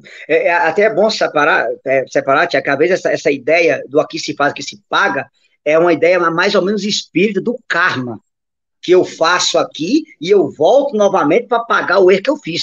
E essa doutrina é anticristã, é a ideia da reencarnação, tá? Então, assim, normalmente, aquilo que eu faço de pecado, se eu não purificar ele aqui, eu serei purificado no purgatório. E como que eu vou purificar? Penitência, jejum, indulgência, entendeu? Reparar todo o mal que eu fiz. Por exemplo, vou dar um exemplo sim com você. Eu atendo pessoas que fizeram vasectomia. Eu não sabia que era pecado. Inclusive, um padre me incentivou a fazer vasectomia. O que eu faço agora? Eu falo, primeiro, vamos fazer a reparação. Número 1, você pode reverter a vasectomia? Reverte. Número 2, não tem como reverter? Você vai ajudar a instituição que cuida de criança pobre, para poder reparar o pecado disso aí. Número 3, se você puder, adote uma criança pobre que precisa ser adotada, para reparar que você fez isso aí. Número 4, você pode escolher conjuntamente com sua esposa, de comum acordo, renunciar à vida sexual por um tempo e oferecer isso como reparação pela vasectomia que você fez. Eu vou ter que reparar todo o pecado que eu cometi, entenderam? Então, assim, é uma coisa assim, então tudo que eu fazer eu vou ter que reparar. Por exemplo, a pessoa roubou, é ladrão. Roubei milhões. Eu não sei nem quanto que eu roubei, já peguei casa assim, e não tem como eu devolver. Tá bom, não tem como você devolver, que já gastou o dinheiro tudo? Tá, mas você pode hoje trabalhar e pegar dinheiro e ajudar a instituição de caridade, ajudar pobre, ajudar casa dependente químico, para reparar a roubalheira que você fez. Inclusive, Tiago, é bom dizer para as pessoas, São Agostinho dizia que o roubo é um dos pecados que levará a alma para o inferno, tanto quanto a impureza, porque todo pecado é perdoado mediante o arrependimento e aí a pena, a absolvição, tá? Só que o roubo é arrependimento, absolvição e restituição. Eu tenho que restituir o que eu roubei. Isso é grave, cara. Então, assim, se eu não reparar isso aqui, sobrará o purgatório para eu reparar tudo que eu fiz, tá? O Manda outra. tempo, o tempo que eu vou ficar no purgatório. As pessoas, às vezes, têm uma dificuldade de entender. Eles acham que vai ficar a vida toda, a eternidade toda no purgatório, né? Bom, aí assim, a gente poderia fazer uma aula aqui sobre as penas do purgatório. Eu posso me preparar melhor, que eu tenho muito livro sobre isso. Por exemplo, Santa Madalena Maria de Paz e vários santos dizia que um pecado mortal arrependido, mas não reparado, me dá 7 anos de purgatório. Claro que 7 anos aqui, o purgatório não tem tempo, você está na eternidade, é uma forma de expressar. Frei Daniele, que foi coroinha do Padre Pio, passou 3 horas no purgatório, e ele disse que 3 horas no purgatório equivalia a 300 anos de sofrimento na Terra. Tamanha dor que era o purgatório.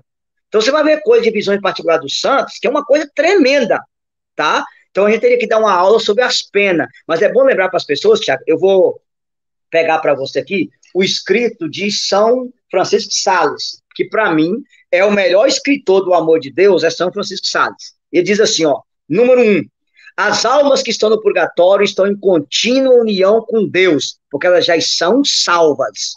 Aprenda, purgatório só tem uma porta para o céu. Eu sempre brinco que o purgatório é a antessala do céu. Tipo assim, eu cheguei lá, vi Jesus, e eu tô com aquela sujeira lá, como eu te falei, então eu vou querer tomar um banho aqui, né? Porque eu vou abraçar o meu amado limpo e cheiroso. Então, número 2, estão perfeitamente conformadas com a vontade de Deus. Só querem o que Deus quer. Se fosse aberto o paraíso, elas preferiam se precipitar no inferno do que se apresentar manchada diante de Deus. Olha que coisa bonita que São Francisco de Sales fala. Uma alma do purgatório. Ela preferia se precipitar no inferno do que se apresentar manchada diante de Deus. Número 3, purificam voluntariamente, amorosamente, porque assim Deus quer. Número 4, querem permanecer na forma que agradar a Deus e por todo o tempo que for vontade de Deus. Olha que coisa bonita. Número 5, são invencíveis na prova e não pode ter sequer um movimento de impaciência, nem cometer qualquer imperfeição. No purgatório não tem impaciência, não tem pecado, não tem mais nada. Eu estou aceitando amorosamente o que Deus quer. Número 6, amam mais a Deus do que a si própria, com amor simples, puro, desinteressado. Número 7, são consoladas pelos anjos e pela Virgem Maria. Ah, que coisa bonita. Inclusive, há uma tradição, quando você reza o ofício pelas almas do purgatório, Nossa Senhora desce ao purgatório para consolar as almas. Já é uma dica aí. Número 8, estão certas de sua salvação, com uma esperança inagualável. Lá naquele documento Espécie Salvo, Bento XVI diz que o purgatório é o estado da grande esperança. Número 9, suas amarguras são aliviadas por uma paz profunda. Número 10, se é infernal a dor que sofre, a caridade derrama no coração uma inefável ternura.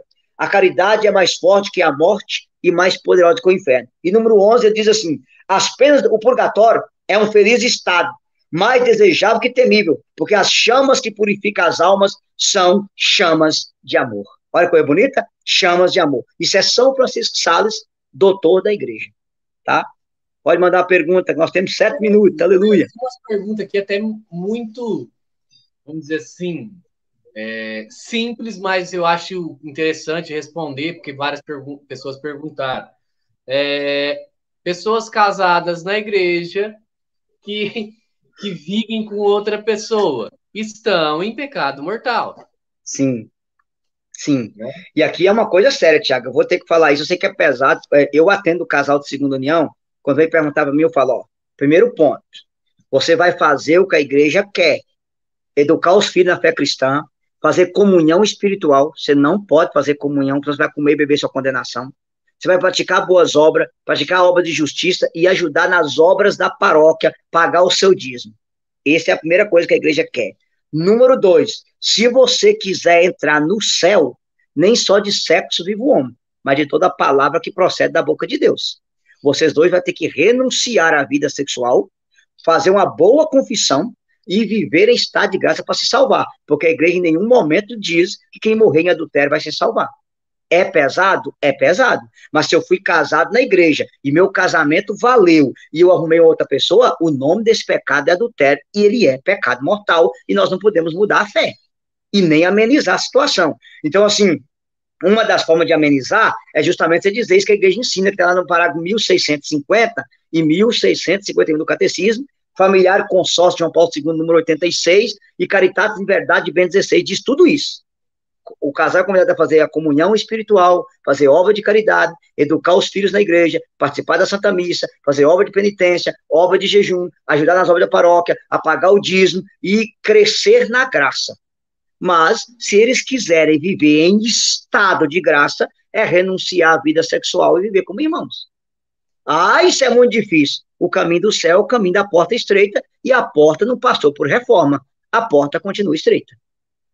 É pesado? É, mas eu não posso aliviar para ninguém. Não vou, Deus vai aliviar para mim, aqui que eu vou aliviar para vocês. De jeito nenhum. Pessoas que não foram batizadas. Morreu, Tá. não foi batizado. Sim. Aí, Tiago, nós temos que analisar 3 coisas. É uma doutrina assim complicada que eu vou tentar atualizar. Existe o batismo do desejo explícito e o batismo do desejo implícito. Eu vou explicar. O que é o batismo do desejo? A pessoa morreu sem ser batizada, mas ela desejava ser batizada. Então ela recebeu o batismo do desejo explícito. Tá? Às vezes a pessoa era catecúmeno, estava fazendo a catequese, ela queria ser batizada, ou os pais queriam batizar e não deu tempo. Ela recebeu o batismo do desejo. Mas há o que nós chamamos de batismo do desejo implícito, que a teologia de uns chama de santa ignorância, que seria o 8º sacramento, ou ignorância invencível. O que é isso? A pessoa não conheceu o valor do sacramento do batismo, mas ela tem a lei da consciência nela. Faça o bem, evita o mal. Então, de maneira natural, ela não foi batizada, mas ela praticou o bem, ela viveu as leis da consciência. Então, ela não vai ser julgada pela lei da igreja, vai ser julgada pela lei natural. Ela não pertence ao corpo da igreja, pertence à alma da igreja. Essa pessoa vai levar um purgatório brabo, mas ela se salva. Reze pela alma dela, pelo amor de Deus. Aí, só um parênteses aqui, Thiago. Lembrando que se essa pessoa vivia no Brasil, a ignorância dela não é igual o pessoal da Coreia do Norte, do Irã, do Vietnã, que lá é proibido ter fé cristã. Aqui no Brasil, se ela morreu sem o batismo, ela já morreu adulta, por exemplo, ela morreu, aí vai ter a parcela de culpa dela que ela não procurou a fé, sendo que ela poderia procurar. Mas claro que talvez ela não procurou, porque também ninguém apresentou a beleza da fé para ela. Aí só Deus vai julgar a intenção do coração dela nesse sentido. Mas reze pela alma dela. A pessoa, agora, se a pessoa não quis ser batizada, aí, meu filho, só Jesus na causa. Ela renegou a salvação.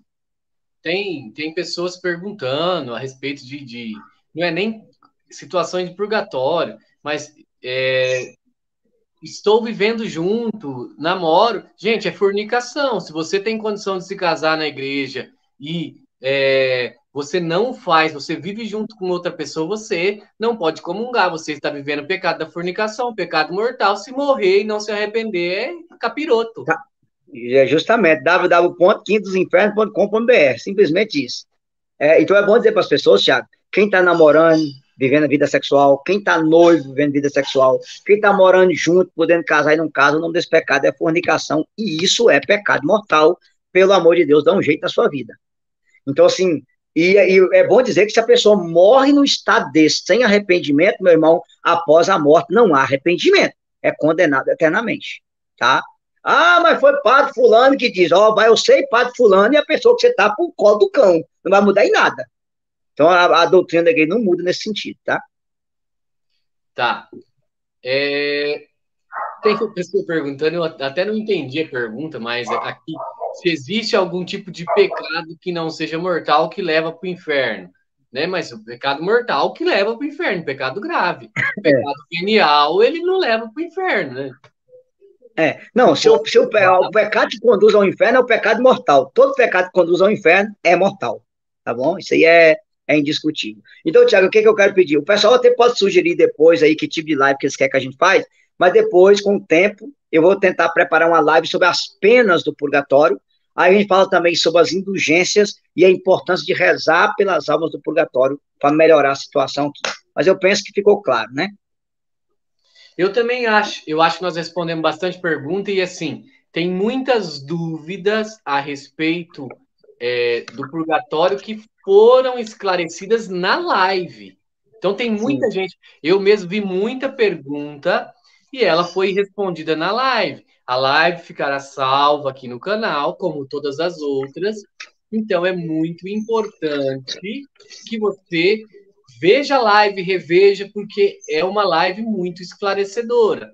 Nós podemos pensar, Uhum. então, uma live sobre os níveis do purgatório, para a gente aprofundar mais também sobre Isso. esse. Eu peço às pessoas, Tiago, volto a repetir, quem quiser fazer um aprofundamento da fé católica, entra lá no sitinho Ateliê Católico. Eu tenho o pendrive com 21 pregações bem explicadinhas sobre isso. Amanhã eu vou deixar a pregação sobre indulgência lá no canal, se alguém quiser acompanhar, ver também sobre esse assunto, bem explicado. Mas, pelo amor de Deus, na medida que tiver dúvidas, vocês podem mandar para o Tiago e repassa para mim. A gente monta uma live também, se precisar, só para responder as dúvidas do pessoal, para que você seja um católico de verdade e apaixonado pela igreja. Aleluia. Amém. Então, só para eu entender, a live inteira, mais 700 pessoas aqui com a gente, graças a Deus, né?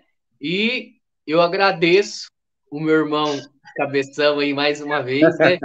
Porque ele não é só cabeção de cabeça grande, é cabeção de sabedoria de Deus. Louvado seja Deus por isso, né? Graças a Deus, obrigado.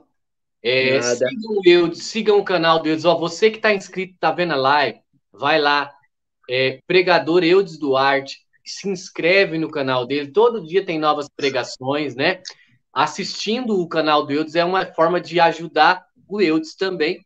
A monetização do canal ajuda ele, compartilhe o conteúdo e também aqui na descrição da live vai estar lá os pendrive das pregações do Eudes. Aqueles que quiserem o contato com ele para a missão também, me pede o contato do WhatsApp que eu passo. E daí vocês Sim. podem entrar em contato com ele para missões. Ele está aí viajando o Brasil todo, pregando a palavra. Agradeço você De pela nada. atenção. Deus abençoe, Tiago. E pode mandar, o pessoal que sempre tem um grupo de zap, o pessoal que tiver alguma dúvida, pode mandar, você passa para a gente pode montar uma live respondendo a dúvida. O importante é esclarecer o povo a verdadeira fé católica. Beleza? Deus abençoe e fogo na alma, salve Maria e viva Cristo Rei. Aleluia. Salve Maria, viva Cristo Rei. Um abraço a todos. Abraço. Deus abençoe.